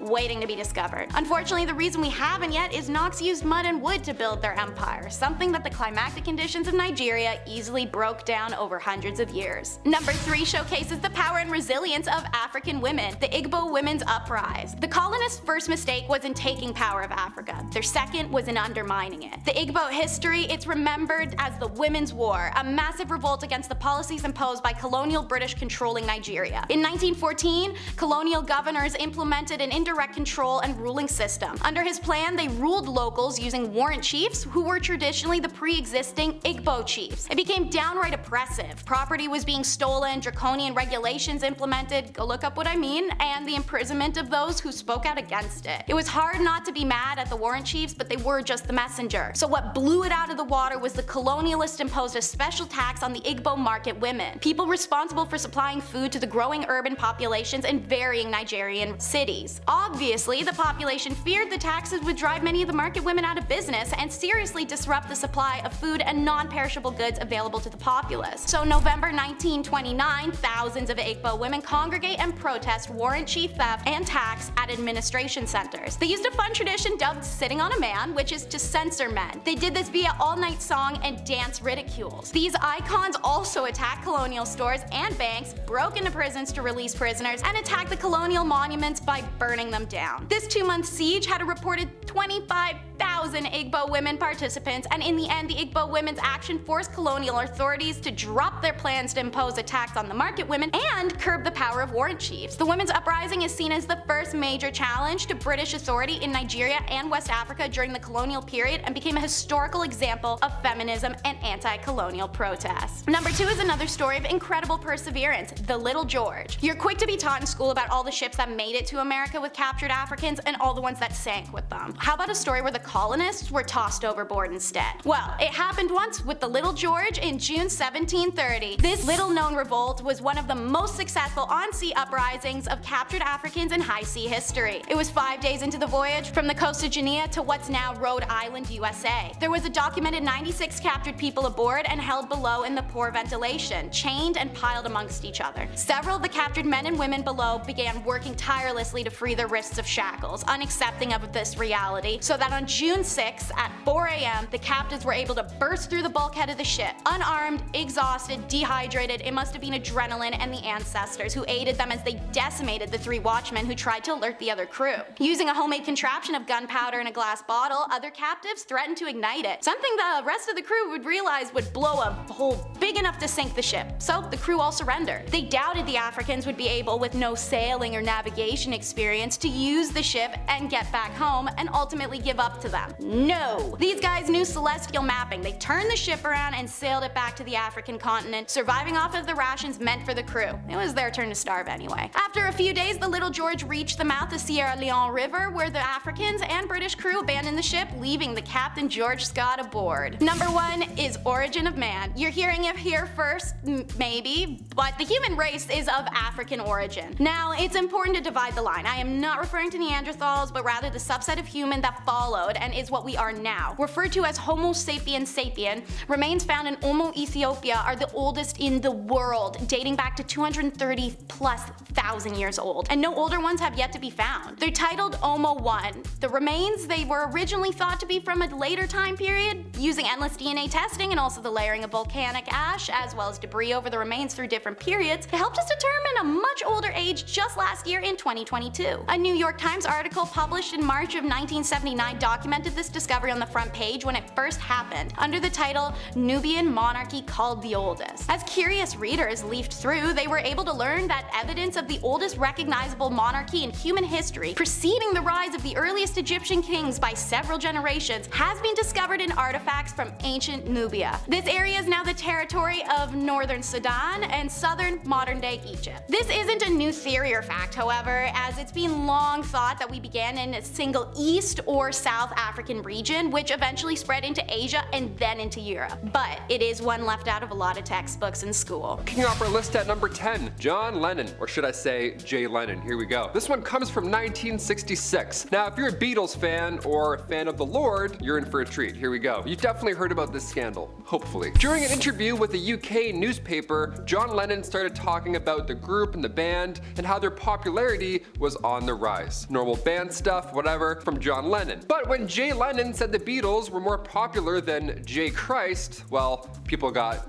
upset. He didn't mean anything bad out of it, per se. He just noticed that the Christianity charts were on a decline around the world. Meanwhile, the Beatles are selling out left, right, and center. I get what he's trying to say, but yeah, he definitely messed up here. When a US newspaper printed this exchange months later, Christians were upset. More popular than Jesus. Look, I know what he's trying to say, but still, you can't say that ever. Some radio stations actually stopped playing the band's music altogether. Christians gathered in bonfires to burn albums. Jay Lennon, not Jay Christ, but Jay Lennon, had to apologize numerous times at press conferences. He had to clear everything up just to move on, get some peace, get some forgiveness from the Lord. Number 9, Natalie Wood's death. Natalie Wood was one of the most talented in Hollywood. The actress was in her early 20s and already she was getting Oscar nominations. She's known for West Side Story and Rebel Without a Cause, but when she was 43 years old, Natalie was sailing with her husband, Robert Wagner. They were sailing off Catalina Island in California, and she lost her life. Now, her death was considered an accident at the time. With very little details, it was classified as an accidental drowning. But come 2013, it was changed. It was changed to drowning and other undetermined factors. Wood, her husband Wagner, and Christopher Walken, Yeah, who knew? They were all aboard the 60-foot yacht at the time, November 28, 1981. The 3 actors had dinner in the harbor, then returned to the yacht to continue drinking and eating. Wood went missing around midnight, but the new information is that the couple had argued earlier that night. Now this changes things, right? This changes the whole story. And according to a new report, that same report that was changed in 2013 after a different statement was released from the ship's captain, bruises and scratches that were considered fresh were seen on Wood's body. Woods was officially reported missing at 1:30 in the morning that night. So a lot of questions, but I don't know. How do you solve that? How many years later? Number 8, the isolator. All right, a little different, but still definitely weird. This image may seem haunting at first, but it's actually quite ahead of its time. The isolator came long before noise-canceling headphones or lo-fi beats to study and relax to. This goofy-looking helmet was intended to block out noise and finally allow you to concentrate on finishing that Victorian-era paper due the next day. Now, this was back in the early to mid-1900s when inventor Hugh Gernsback worked hours and hours to create this study buddy to block out distractions in life. Now, this is a powerful image because the things that distract us today, like Instagram, Messenger, dating apps, YouTube, none of those things were even a concept back in 1925 when this device was revealed to the public. So you can only imagine what we need now, right? We need like the ultimate isolator. It's just a motorcycle helmet. It's just Daft Punk's helmet turned off, really. That's all we need. Number 7, Mary Pickford. Now, I mentioned earlier how these celebrity scandals often came from their love life, and then they have to, maybe there's some stuff happening, maybe they were arguing before, that changes the game. Everyone cares about who's dating who and who's divorcing who. I mean, look how often we bring up Pete Davidson today. I mean, how's the guy doing it? Really, how's he doing it? Now, as hard as it is, we can't judge people off a headline or a scandal or whatever we see. We don't know the full story at all, regardless of what it looks like or what we want it to look like. The silent film star divorced her husband, Owen Moore, around the 1920s, and then she married a man named Douglas Fairbanks right after. Now, when I say right after, I mean less than a month right after. Like Pete Davidson's speed. I'll admit that would interest me as well. I'd have my own opinion, sure. Now, the public, at first, they weren't happy with Mary Pickford. They made assumptions about how long this affair had been going on. Oh, she was married, how could she, yada yada yada. Her career was actually on the line because of this scandal, and that was until Owen Moore was confirmed to be a not so great guy. Turns out throughout their marriage, he was towards Mary, so she went from being almost canceled with no job to the most courageous for telling her story, how the tides have turned. Number 6, portable holding cell. Prisoner transport is always a risky game, right? I have YouTube, I see some stuff that goes on online, it's crazy. When out in public in any way, the odds that something goes wrong or they escape back into the real world and run away, it goes up significantly. The movie Con Air is about this exact situation unfolding. A timeless classic. Nicolas Cage, so good. Dave Chappelle's in that too, wild. Well, back in the 1920s, we didn't have SWAT teams move around the worst of the worst. Instead, we had bike cops with cages. It's pretty funny. This portable jail cell is an early version of our modern day police car. The concept was perfect, but the fact that this guy is sitting in a cell and can just grab the officer on the bicycle at any given moment, that's not so ideal. The fact that he's less than a foot away, that's not relaxing at all. Would you ever ride in one of these? I can barely do a sidecar in a motorcycle, let alone pegs on a bike. I don't know. If I'm not riding, I'm not on the bike, ever. Number 5, the Prohibition era. The Prohibition era was a time where there were restrictions placed on the consumption of alcohol, which of course was done with a ban being placed on the production, importation, transportation, whatever portation, and sale of alcohol by the US government, all from 1920 to 1933. A real boring time. Not really, no one listened to it. Of course, this ban certainly didn't stop people from producing or consuming alcohol, it was just done in sneakier, unsafer ways. The black market for alcohol was booming as people began to drink redistilled industrial alcohol instead of, normal drinkable stuff. This is all pretty well known, but one super sketchy thing that's not widely known is something that the government agencies did to curb the black market sales. They poisoned the industrial alcohol on purpose that was being repurposed for drinking. So, yeah, some villain stuff right there. Not just poison in a way where the consumer would get sick and maybe not want to drink it anymore, which is already horrendous enough, but they poisoned the alcohol with lethal chemicals. It is thought that by the time that Prohibition ended, at least 10,000 people died from this act alone. This event is still one of the strangest and deadliest decisions made by government officials today. I mean, cut to today, everything's legal now it seems, but there was a time where it wasn't. Number 4, not every state. Being a Canadian, at least, we're seeing things become legal all of a sudden, and that's weird. I'm 28 years old and I'm like, what? This is legal now? Okay, that's weird. It's odd, but we saw this happen in Prohibition as well. Many governors at the time refused to throw away money towards enforcing or policing this alcohol ban. Maryland, for example. Okay, Maryland never even enacted the enforcement code in the first place and eventually earned a reputation as the most stubborn anti-prohibition state in the Union. Nice. New York followed and repealed its measures in 1923, and slowly but surely, it all just went away. But some states did the opposite. They were all for the ban. Yeah, nerds. Kansas and Oklahoma remained dry until 1948 and 1958, and Mississippi remained alcohol-free until 1966. That's like 33 years after the passage of the 21st Amendment. Like, God, can we click refresh? Can we move on? I'm very thirsty. Thank you. Number 3, the Kensington system. All right, Queen Victoria, let's talk about you a little bit. Victoria was brought up under the Kensington system, which if you haven't heard of it before, it's pretty awful. Yeah, I thought I was grounded growing up. This is... Whew. Victoria's mother, Duchess Victoria of Kent, created this Kensington system to control her daughter's life. I mean, she literally isolated this child from friends or family members, you name it. Her mother did this all to keep her pure. The system sounds awful. Her mother would monitor her every single action, including who she can see or even speak to. Victoria only had 2 friends growing up her entire life. She had her half-sister, Princess Feodora of Leiningen, and the Duchess attendant, Sir John Conroy. Oh, and the Duchess's attendant, Sir John Conroy, well, his daughter, Victoria. 2 friends your entire life. That's awesome. I mean, I only had 3 friends growing up, but 2, that's just cruel. She shared a room with her mother until she was queen. She literally couldn't walk down the hall to go to the washroom without her mother being by her side. Victoria has reflected on her childhood, and she said that she hated John Conroy for manipulating her mother. She actually referred to him as demon incarnate. That's a hefty burn from Victoria. Number 2, Al Capone's brother. What's going on with that guy during the Prohibition era? What's the other side of the family doing this whole time? We don't hear about him. Siblings can be the exact same. My brother and I were the same person, pretty much. Al Capone and his brother, they had to separate a little bit. They had to play different paths for a bit. Not homies for a bit, it seems. A little different. Al Capone's oldest brother was a prohibition enforcement agent. Yeah, how ironic is that? Al built a criminal empire built on illegal liquor in Chicago back in the 1920s, but Vincenzo, the eldest of the 6 Capone brothers, he had changed his name to Richard Joseph Hart, of course to hide his identity, and after working for a bit in the circus, Vincenzo settled in Homer, Nebraska in 1922, and eventually he was a special officer assigned to investigate bootlegging. Now after he lost his badge on suspicion of theft, Vincenzo reunited with the Capone family in 1940. He met back up with Al in Miami and started to get in on that family cash that he's been missing out on. And finally, number 1, ice mask. Today you can go on Amazon and get a therapeutic gel face mask for like $20. If you're stressed out or trying to avoid puffy eyes, bam, throw this in the freezer for a hot minute and you're set, just like that. You can make your own aloe vera honey gel mask if you feel like. Just click any vlogger that says the word wellness in their bio and well, good luck. Back in the 40s, Hollywood makeup artist Max Factor Jr. created the first ever face mask to reduce facial puffiness. Yeah, what a magician. And it looked way cooler too. Again, pun intended. They didn't use freezer gels back then, instead just, well, a bunch of ice cube shaped containers that froze individually on your face. It was an ice cube tray mask, rather. It was actually invented to fight hangovers. That's one of the main reasons. How fun is that? Now, it's a shame that this design never got, caught on because the ones today, they're no good. They're too cute. They're not cold enough or big enough. Imagine busting this mask out during a lecture.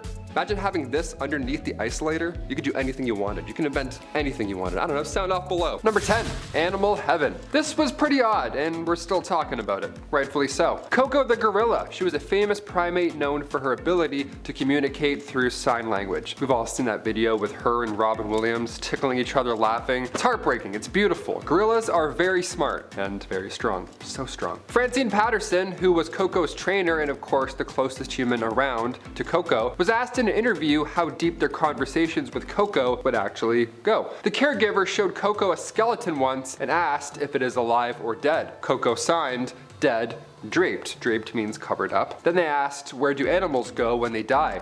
And then apparently Coco said, a comfortable hole.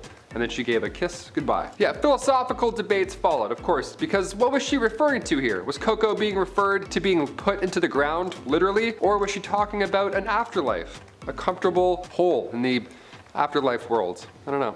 Gorillas are so smart. And again, so strong. Number 9, Derek Amato. What started with tragedy ended in symphony. Here we go. I had no idea this was possible, and now I'm questioning everything. Derek Amato is a self-taught pianist who gained worldwide attention after a traumatic brain injury caused him to develop acquired Savant syndrome. Derek was diving into a shallow pool back in 2006. Now, his concussion actually made him lose some of his hair and some of his memory. It was bad. But in a bizarre turn of events after the accident, Derek became a musical genius. Guy was killer on the keys, who knew? This condition allowed him to access exceptional music abilities that were for sure not around before the accident. Amato actually released his own album titled Life in the Keys. That's incredible. Tried so many times. Number 8, Catullin. A Mongol princess and descendant of Genghis Khan. Let's talk about her. Catullin is known in history for her undefeated wrestling abilities, if you can say that. She was said to have issued a challenge to any man who wanted to marry her, stating that the first must defeat her in a wrestling match. Now, despite many attempts by many men, Catullin reportedly remained undefeated, with some accounts suggesting she won as many as 10,000 matches. Yeah, Tinder, but make it exhausting. Sure. Instead of a super swipe, she's giving your legs swiped? I don't know.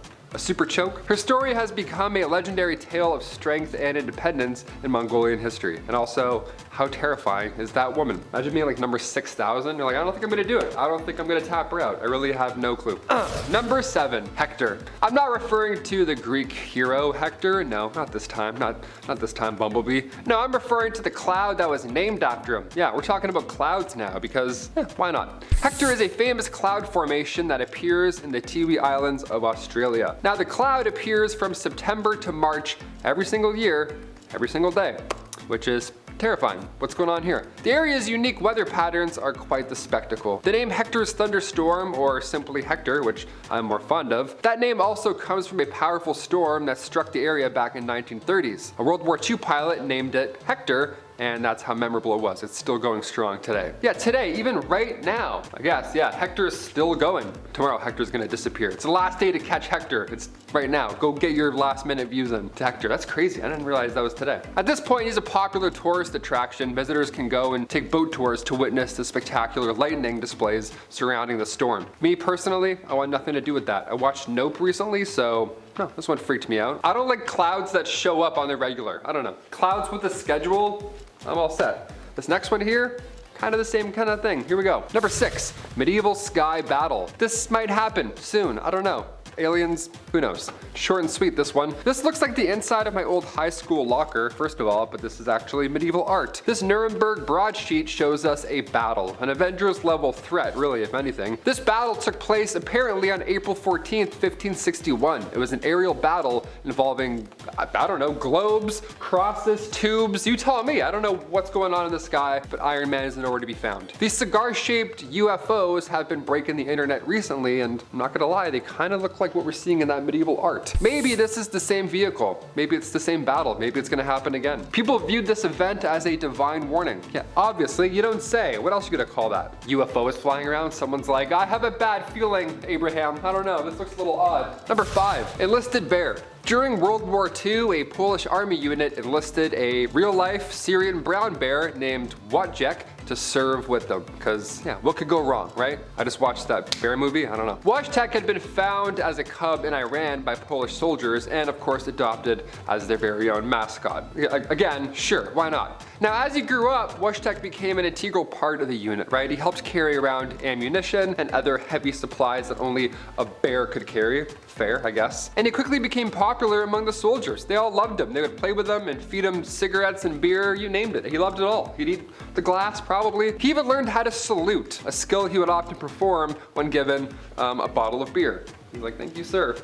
And he'd open it on his nails. So scary, so scary. Wojciech's presence helped boost the morale of soldiers, and he became a beloved symbol of the unit's fighting spirit, because why, of course he did. After the war, Wojciech was demobilized along with the rest of the unit, and then he spent the rest of his life at the Edinburgh Zoo in Scotland, where he continued to be a, of course, popular attraction. He's like still saluting people and stuff. They're like, it's all good, man, it's all good, you're safe now, you can chill. Today, he's still celebrated as a symbol of the bond between animals and humans, and times of war. That's crazy. They got a real life bear to do that. That's terrifying. I just watched a movie about a bear doing some crazy stuff with some illicit substances, and it seemed way scarier than that somehow. Number 4, Violet Jessop. Violet Jessop was a British ocean liner stewardess who somehow survived 3 major shipwrecks in the early 20th century. Not 1, not 2, 3. That's crazy. She's known for all these incredible tales of survival and her courage in the face of disaster, again, numerous times. First off, 1912, Jessop was working on board the RMS Titanic when it of course hit an iceberg and sank in the North Atlantic Ocean. She managed to escape on one of the lifeboats, one of the few lifeboats, might I add,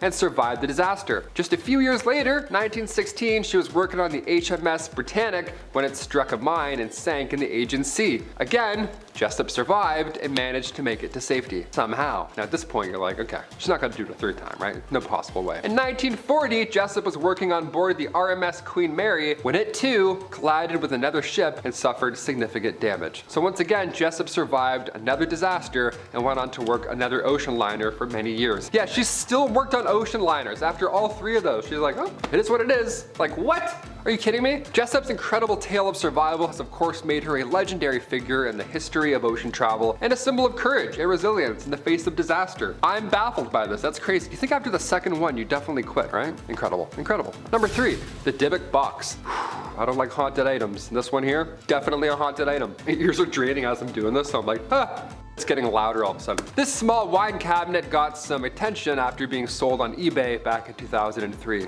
Yeah, remember eBay? Me neither. The box was purchased by Kevin Mannis. Now, shortly after, he claimed that said box was haunted and had caused him and his family to experience a series of horrifying events and health problems. And of course, paranormal activity. How do you sell that? Hey, want this?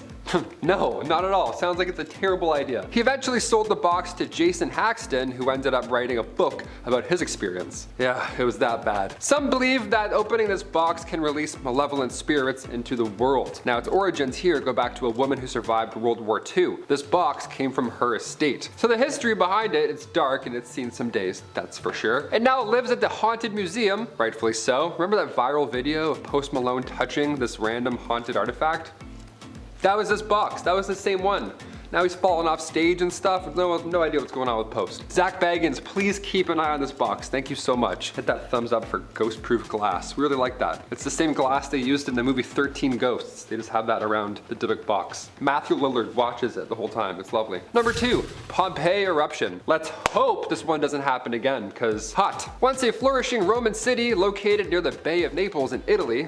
That was, of course, until 79 AD when Mount Vesuvius decided, I'm gonna explode. I'm gonna go off and bury the entire city and all its inhabitants under layers and layers of ash and pumice. How scary and horrible is that? The eruption was so powerful that it wiped out all life within a 16-mile radius. Yeah, it makes you think about Yellowstone National Park a bit, doesn't it? Or if it's terrifying, she does some random shit. Pompeii remained buried and forgotten for almost 1700 years until it was rediscovered in 1748. Today, Pompeii is, honestly, it's amazing. It's an archaeological site that offers a glimpse into ancient Roman life with well-preserved ruins of homes, public buildings, streets, artwork, you name it. There's a restaurant that's open now. They reopened a restaurant they found buried. That's incredible. And there's also a great amount of people who steal from this ancient landmark because humans are so stupid. Yeah, how to get cursed. This is how you do it. Listen up. Tourists would steal fragments of monuments, literally pieces of the city they would pull out and then put it in their pocket. Yeah, put a little bit of Rome and take it home on our flight. And then put out my lovely fireplace there. That's great. 100 packages a year will get sent back to the archaeological superintendents, most of them being accompanied with a letter explaining all the bad luck that occurred after they took the piece. Yeah, don't take haunted pieces of Rome home with you. Don't take Rome home. That's what they should say. I'm gonna make a shirt and say, it's because they don't take Rome home. Everyone's like, what does that even mean? I'm like, watch the video. I don't know, there's a QR code on the back, scan it. And finally, number 1, James Dean's haunted car. James Dean's love for fast cars was well known, but sadly, because one of them was haunted. Apparently, let's talk about that one. One of these cars ultimately led to his tragic death at the age of 24. But some are now convinced that all of his cars were cursed in some way, shape, or form. There's a car curse, if you want to call it that. Dean's first vehicle was a Triumph Tiger T110 motorcycle. Now, it was involved in an accident that left him with a broken leg, which, where I'm about to go with things, is not bad, considering. His next car, a Porsche 550 Spider, is the one that he famously died in after colliding head-on with another vehicle. Much worse than a broken leg, in my opinion. Now, that's already tragic enough. That's dark history right there. Could probably end the point. But after Dean's death, things happened. Afterwards, the Porsche was sold off and quickly became infamous for causing more accidents and more weird deaths. One of its owners even reported seeing the ghost of James Dean sitting in the passenger seat shortly before they crashed. That's really jarring. That would make me crash. If I saw that beside me, I'd be like, okay, let's see you later. Now, that car disappeared from public view in the late 1960s and has since been rumored to be hidden away by some collector who believes it to be cursed. So, great, out of sight, out of mind. We love that. Another Porsche that James Dean owned was destroyed when it caught fire while being transported by a trailer. So 2 haunted cars. But a third Porsche that he'd ordered never made it to him because it was involved in an accident during transportation that killed that driver. So whether you believe in curses or not, there's no denying that James Dean's car collection has some dark, tragic history. Something's going on there, for sure. I don't have my license, and you know what? After that last point, I'm walking everywhere. That's it. I'm just speed walking everywhere with that big goofy belt. That's it. None of this, just this. That's so stupid. Kicking off our list at number 10, the Field of the Cloth of Gold. Way too many words right off the hop. In 1520, King Henry VIII of England, he hosted a lavish birthday celebration for, well, himself, of course. He's a king, obviously. For himself and a diplomatic summit with King Francis I of France. 2 kings, 1 epic party. Here we go. The event took place in France and included elaborate feasts, jousting tournaments, okay, that's pretty distracting, and displays of wealth and power by both monarchs on both sides. Now, the summit aimed to strengthen the alliance between both England and France, of course, with the fun jousting happening in the corner. Again, so distracting at a banquet. But ultimately, it did little to resolve their long-standing conflicts. The Field of the Cloth of Gold is remembered as one of the most extravagant events of the Renaissance period, with each monarch trying to one-up the other the entire time. It turned into an absolute joke. One king would serve dolphin and the other king would come and serve swan. It was a lavish cook-off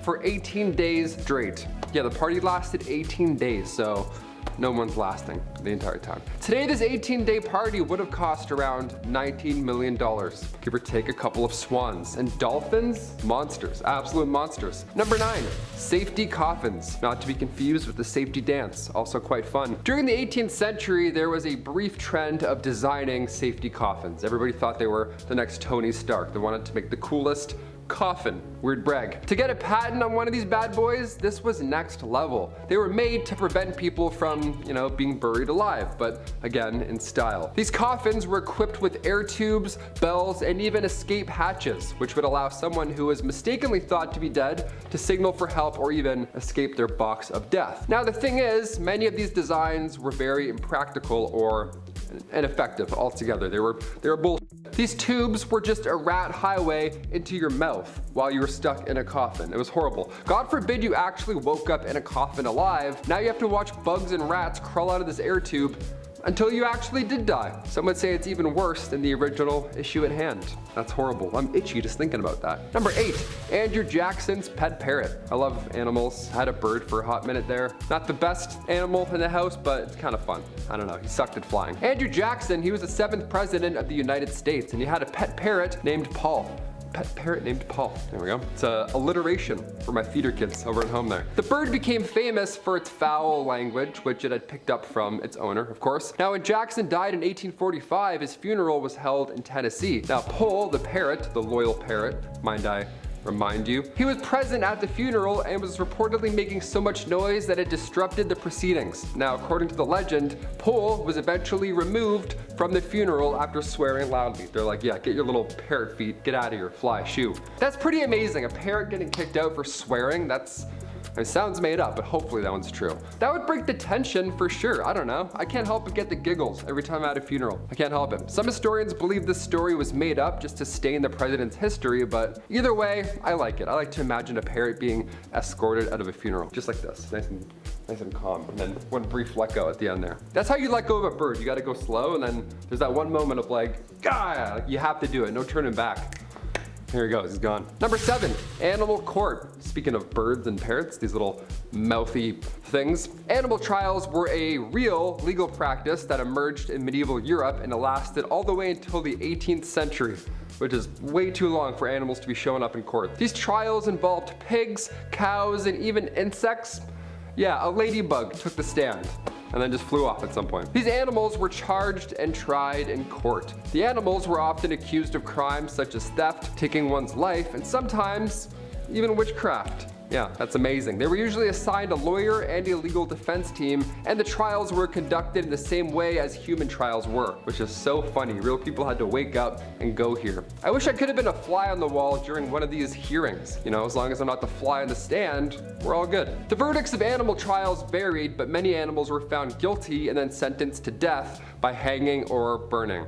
Again, imagine a praying mantis being hung in the middle of town square. Like what? Who's going to watch this? Who's representing this? More importantly, the trials were often seen as a way for human beings to assert their dominance over the natural world, I guess, sure, and they were widely criticized by religious leaders and philosophers. Number 6, Lake Peigneur. In 1980, Louisiana's Lake Peigneur was accidentally drained after a drilling rig penetrated a salt mine right beneath it, just directly beneath it. The odds here, this was crazy. What a horrible surprise down below, my God. The drilling rig was owned by the Texaco Oil Company and the accident was caused by of course, a miscalculation in the well's trajectory. As the drilling rig penetrated the mine, it created a hole that quickly grew in size, causing the lake to drain into the mine below. The lake drained like a massive bathtub. This event created a massive whirlpool that lasted for several hours. It pulled in trees, boats, and even a nearby drilling platform all into this watery vortex, like something out of Pirates of the Caribbean 3, or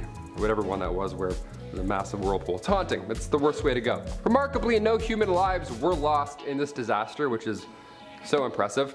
Today, Lake Peigneur has largely returned to its former state, although this time around it's now much smaller and shallower than it once was. Because, you know, it got drained. How terrifying is that? Number 5, the Great Stink. This one's fucking so funny. Where was this in Peaky Blinders? This would have been a great season. Everyone's just walking around plugging their nose. The Great Stink of London was a major environmental crisis that occurred in the summer, the real hot summer of 1858. Now at the time, the River Thames, which flowed through the heart of the city, it was heavily polluted with raw sewage, industrial waste, human shit, animal shit, so much shit. Pretty much everything and all horrible things you can imagine, all in this flowing hot soup of garbage. The hot summer weather made the problem 1,000 times worse, and it caused the river to emit a putrid odor that covered the entire city. It was just a blanket of stink and depression. The stench was so overwhelming that it disrupted business. It caused widespread illness and even forced Parliament to suspend its sessions. Yeah, it was so stinky, even Parliament's like, ew, no, we'll just talk later. Just go home. Everyone stop. The crisis prompted widespread public outcry, I would hope, and ultimately led to the construction of a new sewer system for the entire city. Thank God. I was really hoping for some sort of solution there. The new system was completed in the 1870s and dramatically improved public health in London by reducing the incidence of waterborne diseases such as cholera. Yeah, get rid of that, clean some things up. Yeah, maybe it'll help. It took 10 years to fix the sewage. How brutal is that? My God, 10 years. Number 4, closer to the heart. Oh, this is so fucked up. Back in 1822, the poet Mary Shelley, the author of Frankenstein, OG writer, here we go. Well, one of her deep dark secrets was accidentally discovered.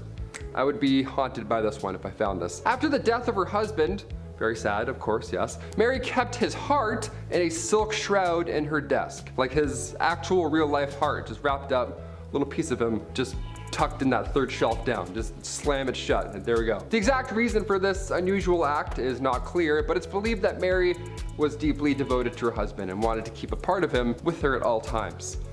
Or again, 3 cupboards down, just slammed in the back next to the Crayolas. The heart was eventually discovered by Shelley's son, who removed it from the desk, thank God, and then buried it with his father's body, away from the desk, like outside in the ground, something kind of normal. Again, being a fly on that wall, what does that conversation sound like? The son's like, hey, found something, I don't know, let's talk about it. Number 3, the Battle of Los Angeles. Seeing as the Pentagon had another leak recently, it's always fun when they leak stuff. Let's talk about the biggest false alarm ever.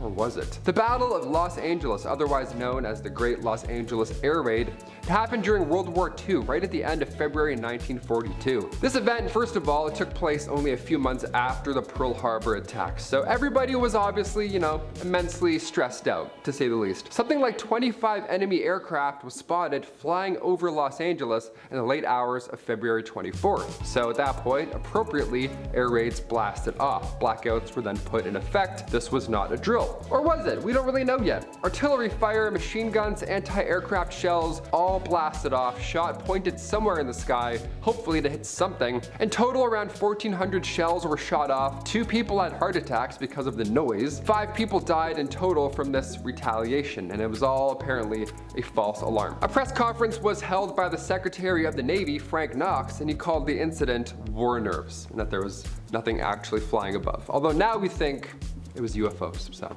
I don't know. What do you guys think it was? Nothing? You think it was UFOs? Do you think it was just war nerves? I think it was probably nothing. It was just nothing. Number 2, the Battle of the Stray Dog. Oh, love animals. Love when they just cause battles. That's great.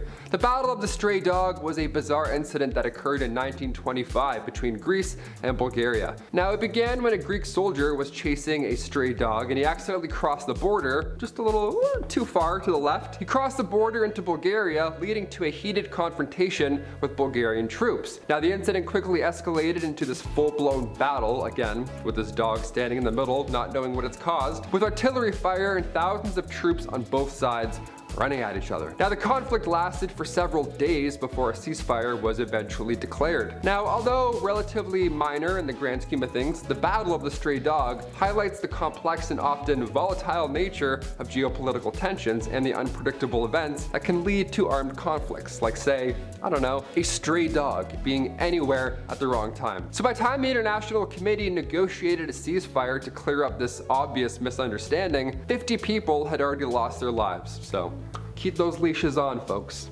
Dog parks only, I guess. And finally, number 1, the dancing plague. This is the funniest thing ever. I'll talk about this until I go out, honestly. July 1518, one of the most bizarre events in medieval history went down. And it's horrible, but humans did not help this cause. Humans were just the worst here.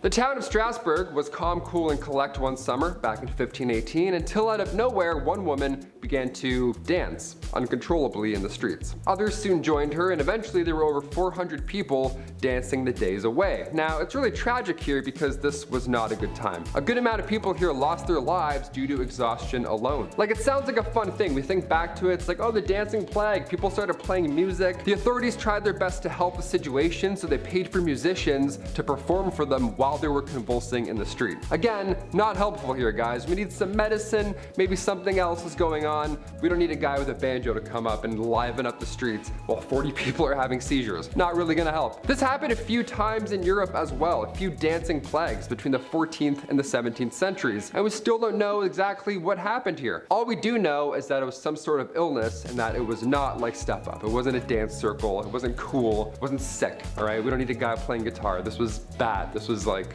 a sickness. Number 10, President Edith Wilson. In the year 1919, President Woodrow Wilson experienced a severe stroke that greatly impacted his abilities. However, instead of publicly disclosing this information, this very personal information, the government chose to maintain secrecy, believing that it was in the best interest of the nation. Now, what happened next was pretty amazing. The public remained unaware of Wilson's stroke for several months, but during this time, Edith Wilson took on a significant role in making executive decisions on his behalf. So in retrospect, historians now acknowledge that Mrs. Wilson effectively assumed the role of one US president for the remainder of Wilson's term. This remarkable circumstance highlights the fact that a woman, Edith Wilson, effectively held the reins of the country's leadership through the year 1920, which is amazing. We don't talk about that nearly enough. Number 9, stay thirsty. On January 16th, 1920, the 18th Amendment to the Constitution of the United States came into effect, initiating the era known as the Prohibition. This was a sad one. This was a pretty lousy one right here. This amendment outlawed the sale of booze, leading to the closure of taverns, bars, saloons, every fun place that you can meet people and have a good time,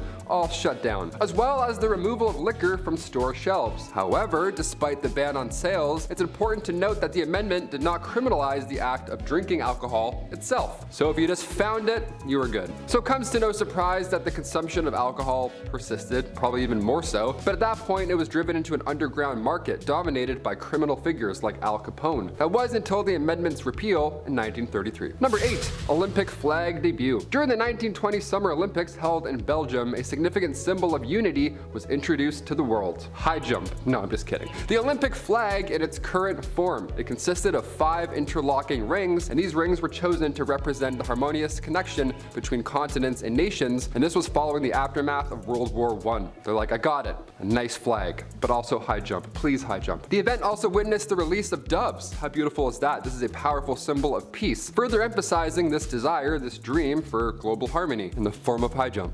It's so funny when people come together, they're like, yes, let's do it as a unity together, and all right, throw that javelin, try and beat that guy now. Good luck, break a leg. Number 7, Amelia Earhart's first flight. In the year 1897, Amelia Earhart was born, destined to make an incredible mark on aviation history. Her transformative journey began in 1920 when she had the opportunity to take her first ever airplane ride, albeit as a passenger alongside the renowned World War I pilot Frank Hawks. Now, this experience proved to be quite pivotal. It ignited a deep passion within her for flight. And in her own words, Amelia expressed, "As soon as we left the ground, I knew that I myself had to fly." Amelia Earhart wasted no time in pursuing her newfound ambition. She enrolled in flying lessons, displaying exceptional dedication and talent, obviously, and within a year, by 1921, she had already achieved the remarkable feat of flying solo, marking the beginning of her extraordinary journey as an aviator. I had a buddy trying to be a pilot, and it took him so long, so the fact that you can do this in a year and be so good, damn, with those like janky planes back then too, that are shaking as they're trying to get off the ground, no, that's incredible. Number 6, Alexander Fleming. In September 1928, Alexander Fleming, already a successful microbiologist at the time, just stumbled upon his greatest discovery entirely by chance. Must be nice. He's like, oh, we changed the world. Look at that. Upon returning to his laboratory after a well-deserved break, he observed some culture plates containing staphylococci that had become contaminated with mold. And to his surprise, he noticed that the area surrounding this mold remained clear, indicating that it possessed a unique effect on said bacteria. Dubbing the strain penicillin, we love that, it's a pretty good one, Fleming and his assistants embarked on a series of tests that would forever revolutionize the field of medicine. I'm like, thank you so much. Thank you, Alexander, for just looking down. That's so great. This accidental finding was hailed as the single greatest achievement in combating diseases, leading to the dawn of the antibiotic age. Again, we love that, especially today. We're like, yes, keep that up. Let's keep that science up, please. Number 5. The sky is the limit. The 1920s witnessed remarkable advancements in aviation, right? As I just explained. Airplanes were becoming a widely accepted mode of transportation, but 2 significant milestones unfolded during this decade, shaping the course of aviation history. The first extraordinary achievement was by Charles Lindbergh, who embarked on an unprecedented solo flight way across the Atlantic Ocean. He flew from New York to Paris, May 1927. The historical feat captured the world's attention, showcasing the potential of aviation for long-distance travel. Also, so terrifying to be the first person to fly over the ocean. I'd be like this the entire time. I couldn't breathe. I can't breathe right now just talking about it. The following year, Amelia Earhart made her mark by becoming the first woman to traverse the same transatlantic route. Although she participated as a passenger, this sparked her entire life and history, so we'll say this is 2 in 1. Number 4, TV. How are you watching this? Are you watching it on your phone late at night? Should be sleeping, getting ready for work in the morning? Or are you watching it proudly on your TV? Also, should be going to sleep, but you're staying up watching YouTube. Nice. The first television invention dates back to the late 19th and early 20th centuries. Now, various inventors contributed to its development, took a few steps, that's for sure, but one notable pioneer was Philo Farnsworth. Great name also, Farnsworth, what a great time. In 1927, Farnsworth successfully demonstrated the first fully functional electronic television system, and it was known back then as the image dissector. Yeah, are you watching this on your image dissector right now? Give us a thumbs up on your dissector, thank you. His invention utilized a cathode ray tube to capture and transmit images through a series of electronic components. I have no idea how it works, but I love that it does. Big fan of that. Farnsworth's breakthrough led to the foundation for advancements in television technology, leading to the widespread adoption of TV as a form of modern entertainment. Again, big fan. I have like 4 TVs, man. This is ruining my life, really. Number 3, radio. Video killed the radio star, but they had a really good run for a bit there. They had a couple good years. In the year 1920, a significant milestone in communication occurred with the launch of the first commercial radio station in the United States. KDKA, based in Pittsburgh. Now, this event marked a transformative shift in how Americans access news and spent their leisure time. A lot of time listening to radio after that. They just sat down and just listened for a bit. The radio quickly gained popularity, and by the end of the 1920s, approximately 12 million households had radios. A lot of distractions going on. The invention of radio broadcasting revolutionized how we took information, entertainment, and cultural content, connecting people across the land. And also, it was fun to listen to music. That's the most of what we do with that. Do you listen to the radio still? I feel like there's like 2 people that do,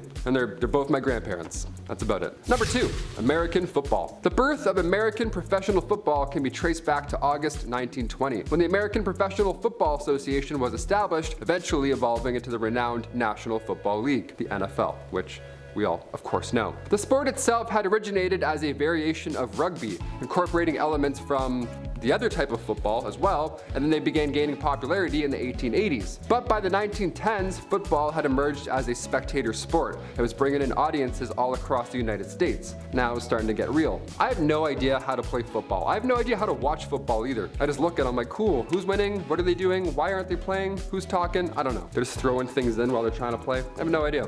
I'm more of a water polo kind of guy. You know what I mean? And finally, number 1, voting rights. Of course. Of course. The journey towards women's voting rights in America was far too long. It culminated in the passing of the 19th Amendment to the US Constitution in 1920, granting women the right to vote, finally. This achievement was the result of decades of activism, protest, and advocacy with the help of suffragettes Susan B. Anthony and Elizabeth Cady Stanton. The suffrage movement gained momentum in the late 19th and early 20th centuries as women fought for their political and social equality. The 19th Amendment marked a significant milestone in American history, of course. It expanded the democratic participation and it advanced gender equality. Cut to 100 years later, we're still working on it somehow, so hopefully we figure it out soon, right? Number 10, medieval aliens?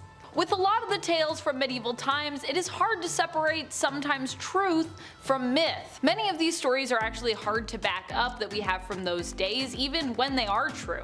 I mean, they happened so long ago, it's not always easy to find substantial evidence which has survived to the modern age. And then there is the fact that a lot of things that happen in the medieval ages sound kind of ridiculous by today's standards. But this one is really something else. Apparently, there were 2 children who were found by a village who had green skin and spoke a language that was unrecognized by those that found them. The boy sadly did not survive, but the girl did. And when she grew up, she explained that she and her brother had come from a place that was very green and had gotten lost while tending their father's cattle, coming to Woolpit, the village where they were, via a cave. Her skin with time actually lost its green hue apparently, but it's never been determined where these children actually came from geographically, or if they even really existed, if this story is actually true or it's meant to be a folktale. Either way, it's a very strange story, even if we consider it a folktale. Like, what's that supposed to be about? Why was their skin green? And friends, before we move on to our next spot on this list, if you love what we do here at Bumblebee, be sure to let us know by giving this video a thumbs up. Number 9, swimming test.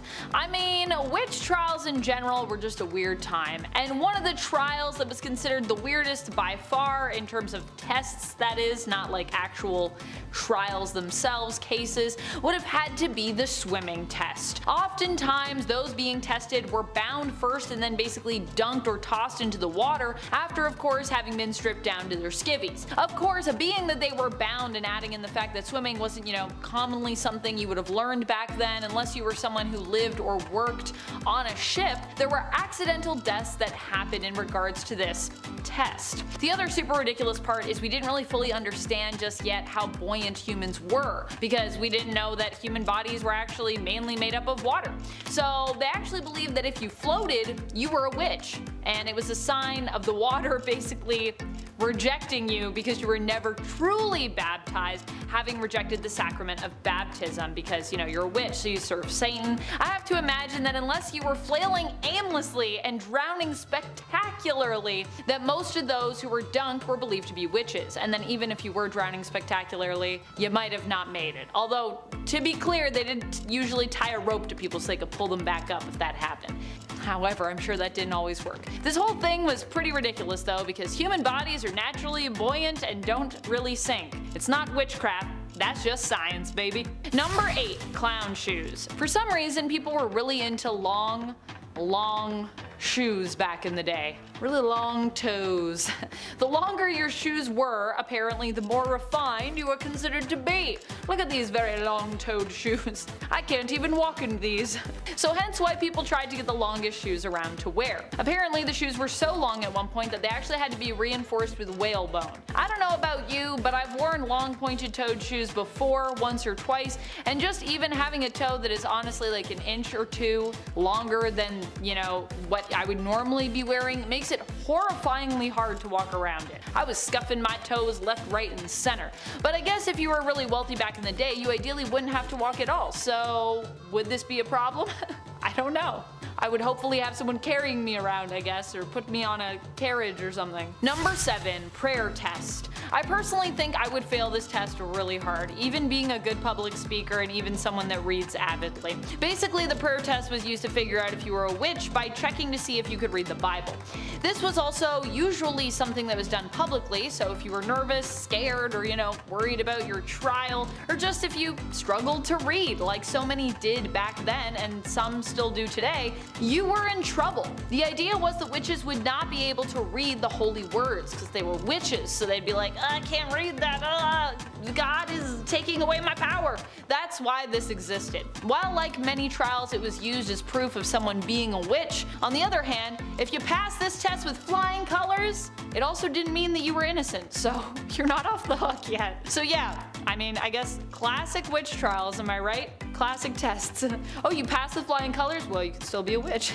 We don't know about that. We gotta do more tests. Do the pricking test. Let's do this test. Dunk them in the water. Number 6, the dancing plague. To this day, people still don't know what caused the dancing plague to happen, which is pretty scary and strange. We only know that it did happen in 1518 and potentially a few other times earlier on throughout the medieval ages. What happened? Well, people started to spontaneously dance and then tragically spontaneously die. Some of them died from heart attacks, some dropped dead from exhaustion, being unable to stop dancing, but what we don't really know, even to this day, is why.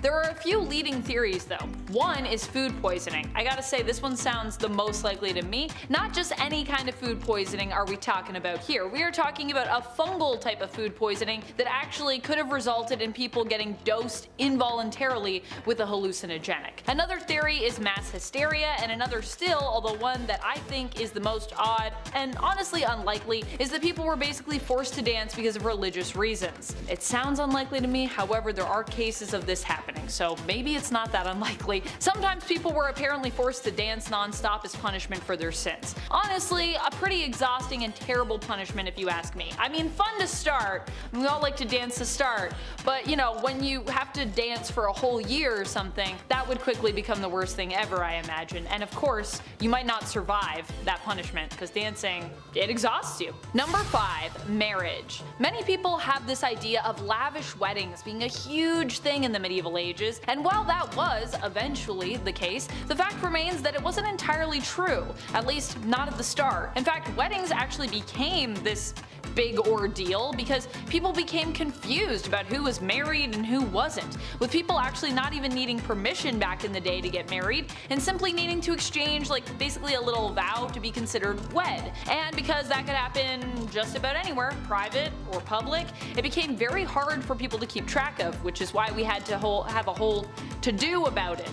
And it's also why people had to witness the consummation of marriages. That was also part of people just being like, you know what, we just gotta make sure this is happening. Yikes. Number 4, animals on trial. One of the strangest things by far to have happened in the medieval ages was the persecution of animals. Among them, pigs were apparently the most likely to be put on trial, and sadly, many were actually convicted of the crimes that they were accused of. At one point, a pig was even dressed up as a human for its own execution. I feel like that's kind of fitting considering really humans were the criminals here, I'm sure, in this case. So why not make the pig look like a human if you're going to convict it of a crime, you know what I mean? Really, who are the criminals on Earth? I feel like we're probably those people. No animals were seemingly exempt in France, even dolphins were apparently put on trial, and I've heard stories of lawyers waiting for their clients, the rats, to attend court, only to be frustrated when they didn't show up to trial. Like, hey, we called those rats. We sent them a letter. What, rats can't read now all of a sudden? Oh, isn't that convenient? If rats ever been able to read, how would sending them a letter to summon them to court? It's so ridiculous. I know being a lawyer back in the day probably didn't carry with it quite the same prestige as it does now, but just imagine becoming a lawyer only to have to defend a rat on trial being accused of eating crops. Man, you'd be like, why did I become a lawyer again? I wonder how they decided which lawyer gets that case too. I don't know, probably like you're the least experienced one and they're like, sorry, you're gonna have to do the rat trial. Ugh. Number 3, courtly love. This one is shocking in kind of a nice way, so I thought I'd include it here to provide some levity and surprise you about some of the things from the medieval ages that actually sound, well, I mean, kinda nice. While more physical intimacy was of course saved for marriage, love was also believed to be something that could be shared among multiple partners. Now in court, there was a type of love that was known as courtly love, which was all about celebrating the love of friends and those close to us in even a romantic sense. There were even rules made up for how to do courtly love properly. These are the rules of courtly love. This is how we do it. One of the rules even read, marriage is no real reason for not loving. Honestly, true. Super adorable. Acknowledging that most marriages were forged for political or monetary reasons and not for love, with courtly love you could basically hold hands, dance, and even laugh with other people outside of your marriage. It was basically the people at court being like, yeah, we know that none of us are married to each other because we actually like each other. Of course, you still couldn't sleep with your courtly love partners. That was still forbidden and considered a sin. But even the idea of loving someone outside of marriage, even by today's standards, might seem taboo or unheard of, especially if we're talking about people like holding hands and giggling together. Yet back then, it was actually just part of the courtly lifestyle, which in a weird way is kind of progressive.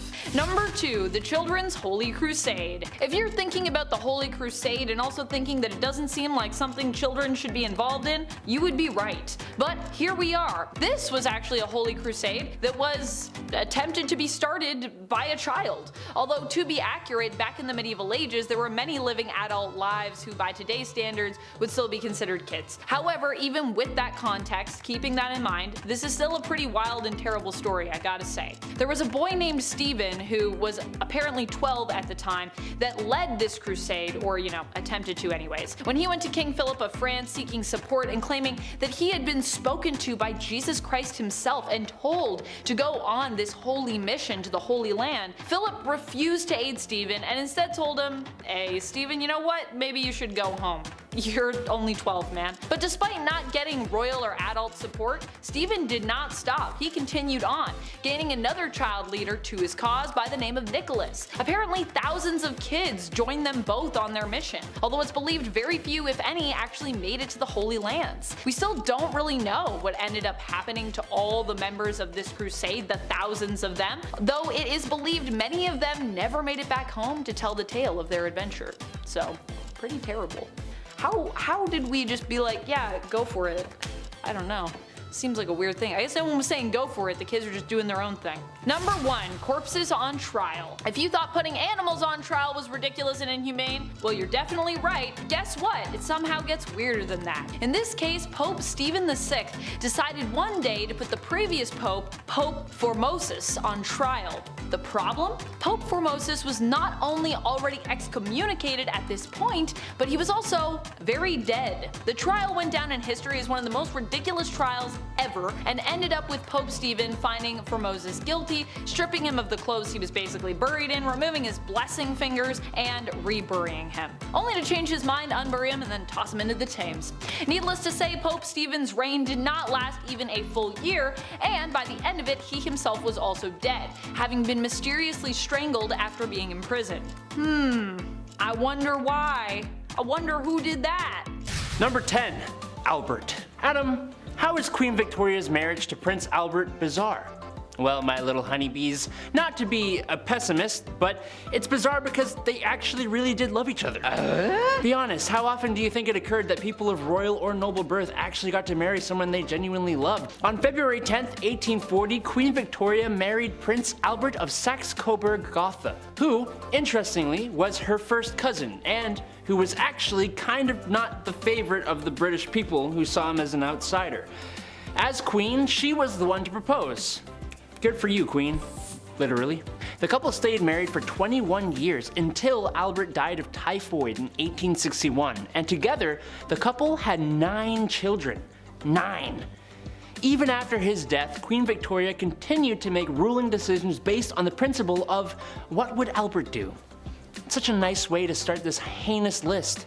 Number 9, Napoleonic Wars. Okay, a little bit of a stretch, but I would argue the Victorian era lasted from about 1814 to 1914. There's no specific date, but it could be classified around this time. The Napoleonic Wars were essentially world wars started by one man, the Corsican ogre. Hello. Imagine having the whole world against you. No, really, the whole world against you. Britain, Prussia, Russia, Austria, and sometimes Italy took part in the coalition wars, which were just part of Napoleon's story. Trust me, this dude was arrogant and he was the antagonist of the story. He's been labeled as the greatest tactician ever. When it was all said and done, he had rediscovered ancient Egypt, fought many battles, and managed to become emperor. And he got banished twice. 8. Mummy unwrapping parties. What is your favorite idea of a get-together? Let me know down below, I won't judge, I promise. Unless, of course, you say mummy unwrapping parties like some people in the Victorian era might have. Then I will indeed judge you. Thanks to the Napoleonic Wars making their way to Egypt, interest in the country was on the up and up. And while people have been buying mummies since the Elizabethan era, now these rich weirdos bought even more, bringing them back as souvenirs. Once they got to the homestead, they would almost instantly hold parties with all their rich friends where they would unwrap their mummies like a Christmas present. Congratulations! It's exactly what you thought it would be! A 5,000 or 6,000 year old decaying corpse that smells horrible. Why are rich people like this? I don't get it. Number 7, Fire Hazard Christmas. Like all families at Christmas, we all have our traditions. I'm a good boy all year, so Santa can bring me lots of gifts. Thanks, Santa. My family tradition is to watch the National Lampoon's Christmas Vacation every year. I love that movie. Adam, on the other hand, well, he's a bad boy, and he eats all the chocolate out of his advent calendar before it's time. Don't tell him I said anything, though. I can't help it, I'm sorry. He's right there. However, one family Christmas tradition was quite popular back in Victorian times, oftentimes called Snapdragon. The basis of this game was to get a large bowl, fill it with dad's brandy, and drop some large raisins in said bowl. Next, get a candle or a match and light it up. Now that there's a large cauldron of flaming liquid and fireballs in your living room, now your objective is to try and knock the raisins out of the dish without getting burned. Fun for the whole family, why not? Just be mindful, that the whole house is made of wood and there's no fire alarms and there's no modern firefighting equipment and everyone's wearing long gowns and you get the point. Number 6, maybe we were apes? November 24th, 1859 marks the day that none other than Charles Darwin published the famous and even infamous On the Origin of Species, presenting his theory of natural selection and questioning the theory of creation. Truly a great day in my opinion. Look, we can talk evolution versus creation in the comment, but there is no denying the evidence presented in On the Origin of Species had people turning heads and questioning everything they thought they knew. Its full title, On the Origin of Species by Means of Natural Selection or the Preservation of Favored Races in the Struggle for Life, kinda explains it, but basically, Charles' book gave us the idea that species evolve over generations through the process of natural selection, which he backed up with evidence from the Beagle expedition in the 1830s, which to my disappointment had nothing to do with the dog breed beagles. Number 5, the potato famine. The potato, so rugged, so versatile. Think of all the ways you can prepare a potato. Boiled, broiled, baked, mashed, pan-fried, deep-fried, french fries, hash browns, latkes, and sometimes you can put them in soup or stew. Usually pretty cheap and filling. The food of peasants, and I love it. However, during 1845 Ireland, a fungus outbreak was taking hold of potato harvest all over the country, thus creating a large famine that would see over 1 million people perish in a famine. Queen Victoria tried to help but was ineffective, and by help I mean the same effort I put into reaching for the TV remote that's too far away on a lazy Sunday. Number 4, body snatching. Look, back in the day, making a buck was not so easy. Some people who had absolutely no morals went this route. Basically, you wait around for a recently vacant grave to be not vacant, and before the soil can settle, you remove the inhabitant of said grave and go to your local university and say, Right, I've got this here fresh non-mangled corpse, give me some money and it's all yours. And Bob's your uncle, you are now the very bottom of the barrel, detritus of human existence. But hey, you made some moolah and can afford to eat your next meal. Honestly, while you may be the worst of the worst people, it's partially the doctors and schools that are to blame for even accepting these fresh, illegally exhumed corpses for study in the first place. It may not sound like a specific event, but some people dressed up for it, so there's that. Number 3, the Tube, innit? The London Underground, baby, the world's first subway, which, let me tell you, it's kind of annoying living in Canada when you have two very popular franchises that share two common names for a rapid underground train. Metro and Subway, right? It's so annoying. You Google Metro and Subway and then the grocery store comes. I never have that. Okay. Maybe it's a me thing. It's a me thing. Tunnels underneath the city and trains travel through it. It's simple. Well, the first one was opened in 1863, which is an engineering feat to say the least. And it feels like forever ago. I mean, that's older than Canada, for crying out loud. When you think of the Victorian era, you think horses, carriages, top hats, and orphans asking for more gruel. Mind you, the locomotive was different from a modern one, but this is a very modern idea, especially considering that there's no cars yet. Kind of a weird thing. Number 2, the telephone. On March 7th, 1876, Scotsman Alexander Graham Bell got a patent for his invention of the telephone. 3 days after acquiring the patent, Mr. Bell made his first phone call to his assistant, Thomas A. Watson, saying, "Watson, come here, I want to see ya." And that was that. And we've gone downhill ever since. No, I'm just kidding. The telephone is a huge groundbreaking invention, allowing people to communicate across vast distances. But the phone addiction some of us have to deal with now, man, it's rough. Alexander Graham Bell was born in Edinburgh, Scotland, and the whole reason he became interested in the idea of creating the telephone was because of his mother, who was deaf, and his father, Alexander Melville Bell, who was a teacher of elocution, and was famous for the phonetic transcription system he had developed to help the deaf learn to speak, which is really quite sweet, actually. Number 1, the war to end all wars. Out of all my research about the Victorian era, the start was somewhat muddy. Maybe because historians don't want to take away from North American or Napoleon history. But the end of the Victorian era was more clear. 1914, the war to end all wars. This was the big one, folks. A mixture of militarism, imperialism, alliances, and a power struggle made for a powder keg that ended up exploding in 1914. Unlike a lot of wars, this one actually changed things. Empires fell while others got stronger. Countries on maps were being redrawn. Others stayed the same. The culture? Well, it changed too. What did it? I'm not sure exactly, but what I do know is that when sitting in a wet, freezing, muddy trench for months on end, well, that's horrible, especially when the only thing you have to look at is a red paste that used to be your comrades. It was not a good time. And it made a lot of folks go a little crazy. Number 10, Titanic. I cannot conceive of any vital disaster happening to this vessel. Modern shipbuilding has gone beyond that. That was a quote from E.J. Smith. Who was that, you may ask? None other than the excellent Navy expert who was the captain of the Titanic. Oof. It would be very funny if not so ironic, or maybe that's where the humor is. Regardless, the Titanic was a headline in the news even before it got wet in the ocean. The largest luxurious vessel ever constructed until now, and it was unsinkable. I don't know about that. What modern times we live in where ships no longer sink? What modern times we live in where ships no longer sink? Well, if you've ever seen Leo smooch Kate Winslet in the back of your grandpa's car, then you know how well that went.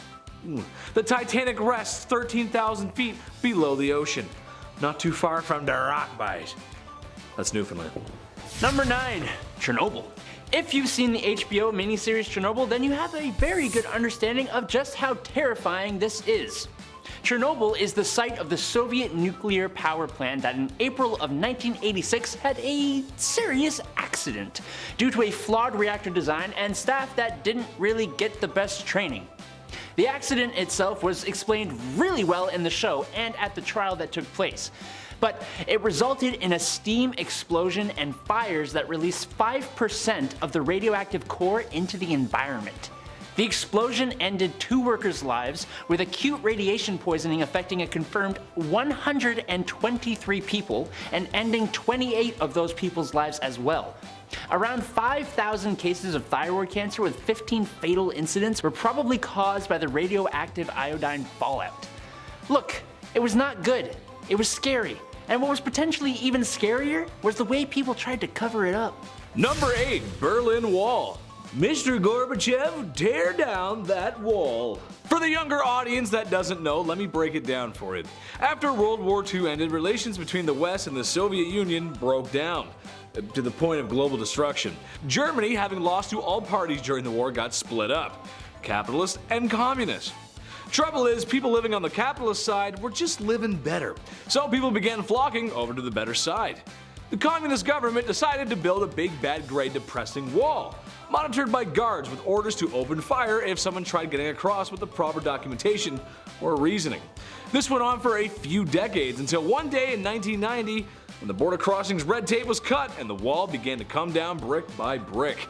That must have been something to watch, and I can imagine for those who got to witness it, they were glued to their television sets. Very cool. Cool history. Number 7, One Giant Leap. As most humans know, we have gone to the moon. Unless you think it was faked, and in which case please civilly discuss below. But after traveling 240,000 miles in 76 hours, Apollo 11, that's the 11th Apollo mission, entered into a lunar orbit on July 19th, 1969.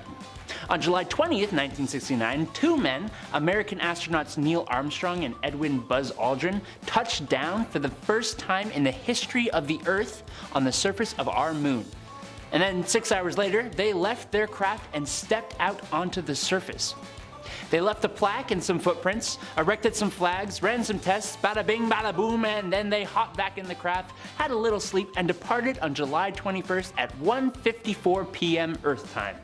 And we've been back 5 more times since. Number 6, the Roswell Incident.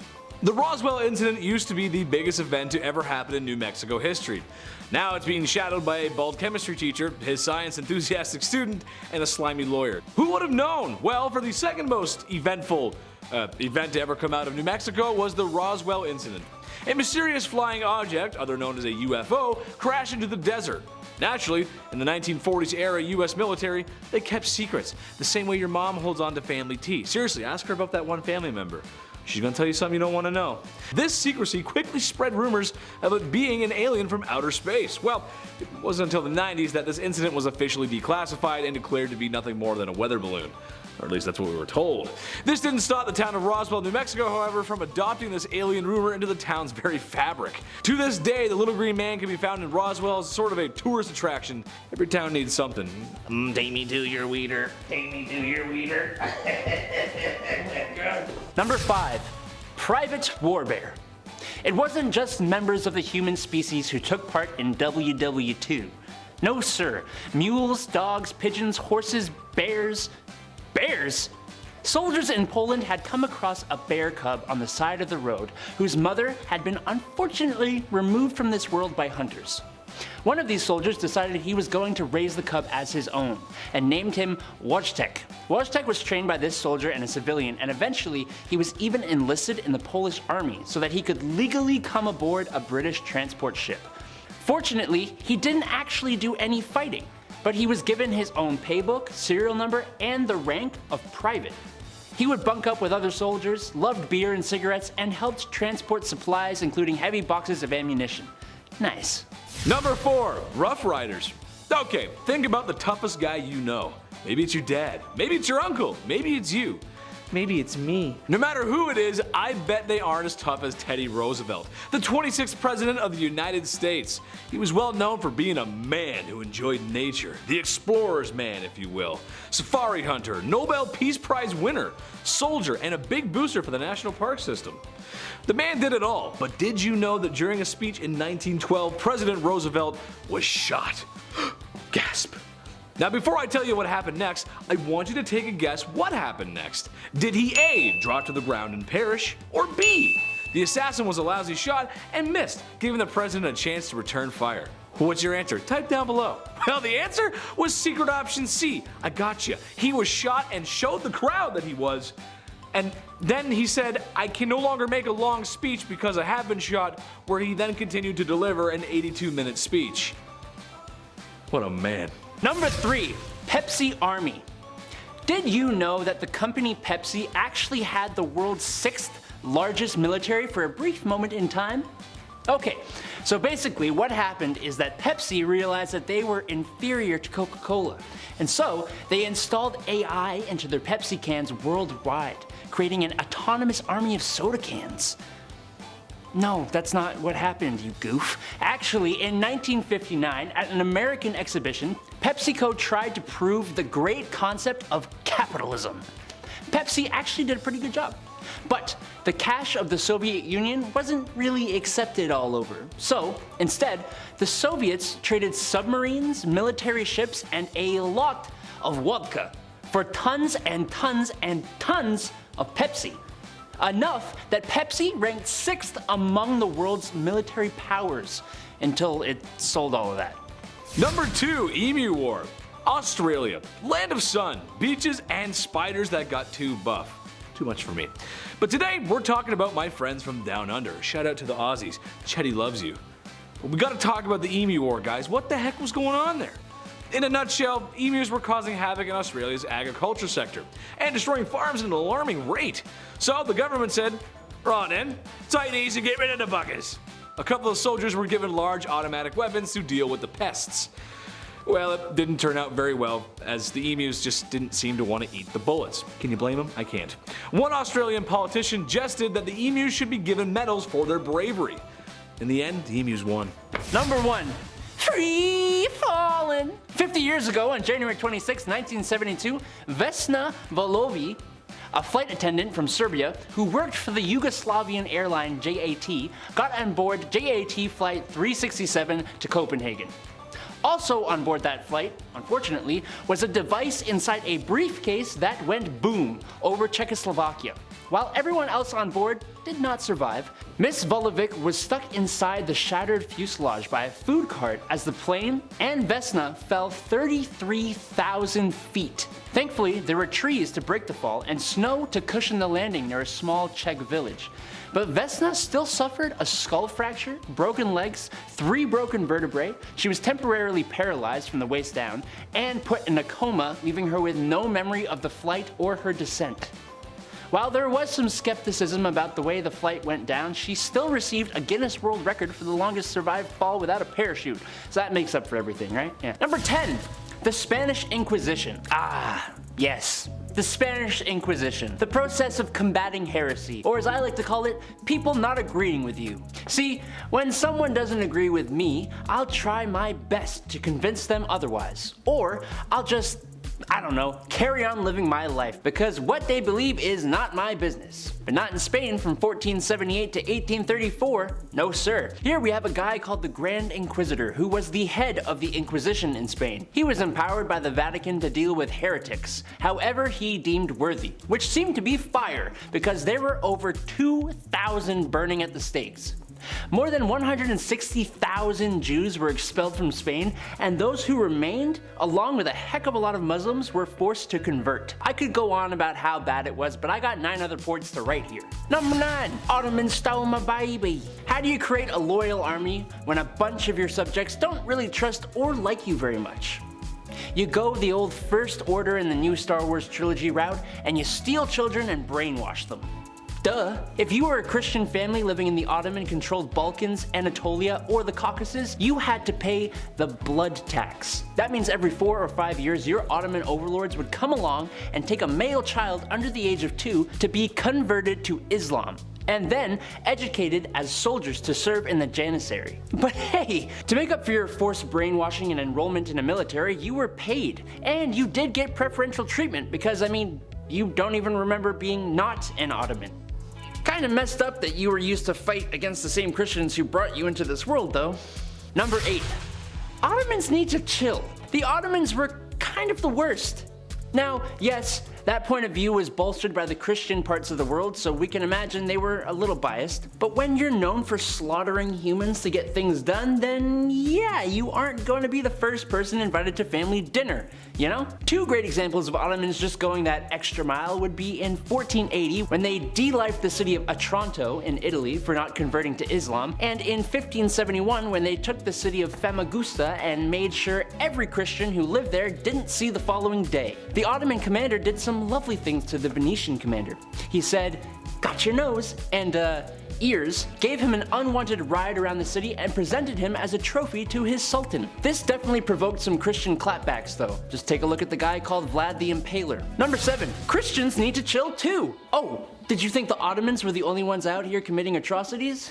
Surprise! Welcome to the real world, kiddo. European Christian rulers were not any better. You see, back in the day, many rulers decided to employ mercenaries, such as the condottieri in Italy, and the Landsknecht in Germany to fight their private wars for them. These mercenaries were here for one reason: money. And as such, did not go the normal warfare routes. Instead of attacking fortified positions, the condottieri would go around the countryside burning and looting. They would even bite the hand that feeds, like in 1527, when 14,000 Landsknecht sacked Rome after they were not paid. The Christian mercenaries were interested in one thing: cold, hard cash, and no one was safe if they didn't get it. The Landsknecht were even said to not be allowed into hell for what they did in Rome. Number 6. The church is corrupt? No way! The church has always been political, but in the Renaissance it became publicly political and corrupt. There were two main families whose members became the Pope, the Medici and the Borgia, and neither one of them was too great or even followed the rules of the church. Pope Alexander Borgia VI, for example, had 4 children with a mistress that he continued to see while he was the Pope. One of his sons became the Archbishop of Valencia at age 17. Which you won't be surprised to know is not the norm. On the Medici side of things, we have Pope Leo X, who was accused of taking part in sins like masquerade balls, selling salvation, nepotism, and excessive spending. The corruption got cleaned, but it took quite the event for that to happen. Number 5, the Reformation. As if Europe wasn't already going through it, how about a little bit of religious civil war? In 1521, Augustinian monk Martin Luther wrote his 95 Theses, basically accusing the Catholic Church of corruption. Most heresies at the time were quietly smothered, but this one was a bit more of a problem thanks to Frederick III of Saxony protecting Luther and bringing about the Reformation. Some may say that this isn't exactly a bad thing, and I feel like people believing whatever they want should be perfectly fine. But at the time, Lutheranism got political and was an awesome excuse to confiscate the Catholic Church's land holdings in Central Europe and Scandinavia, making their rulers rich and giving them enough money to oppose Habsburg dominance. So yeah, sounds totally awesome. Number 4, witch trials. Do you know what else the Reformation did for the world? It successfully brought witch hunting to Central Europe for 200 years! Yay! What's a good way to get rid of anyone who does some stuff you can't explain, don't like, or consider unholy? Accuse them of witchcraft. Oh, they won't admit to being a witch? Let's deprive them of sleep and do heinous things to them until they admit it, because that must make it true. This all really kicked off in 1486, when Heinrich Kramer wrote The Hammer of Witches, which basically said, witchcraft's getting bad, we should step up the punishments. Which is pretty bad when you know that, not too much later, Enlightenment rationalism became a thing, which basically denied the existence of magic and therefore witches and witchcraft. Number 3, burning Joan of Arc. Joan of Arc, the patron saint of France. She claimed she was the prophesied savior of France. She led an army to save the besieged city of Orleans, and she helped to see the prince at the time crowned as King Charles VII. What did she get in return for all this?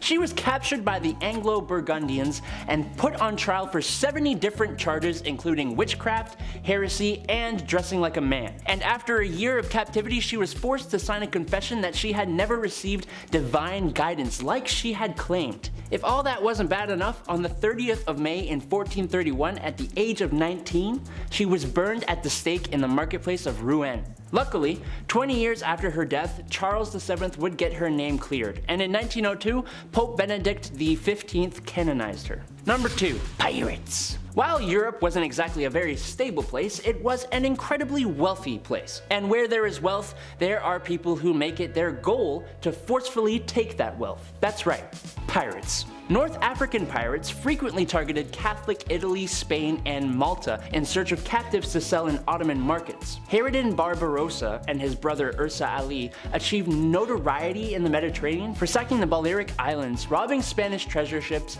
and successfully attacking southern Italy.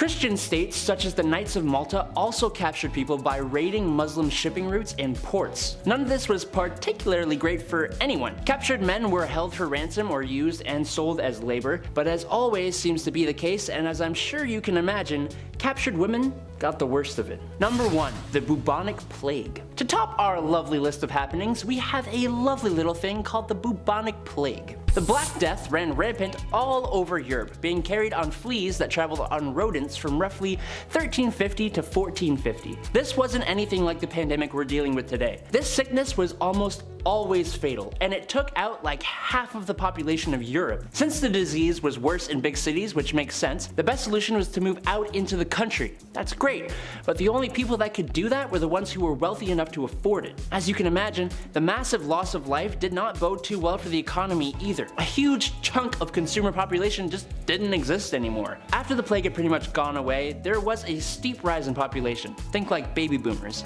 and that helped bring things back to normal.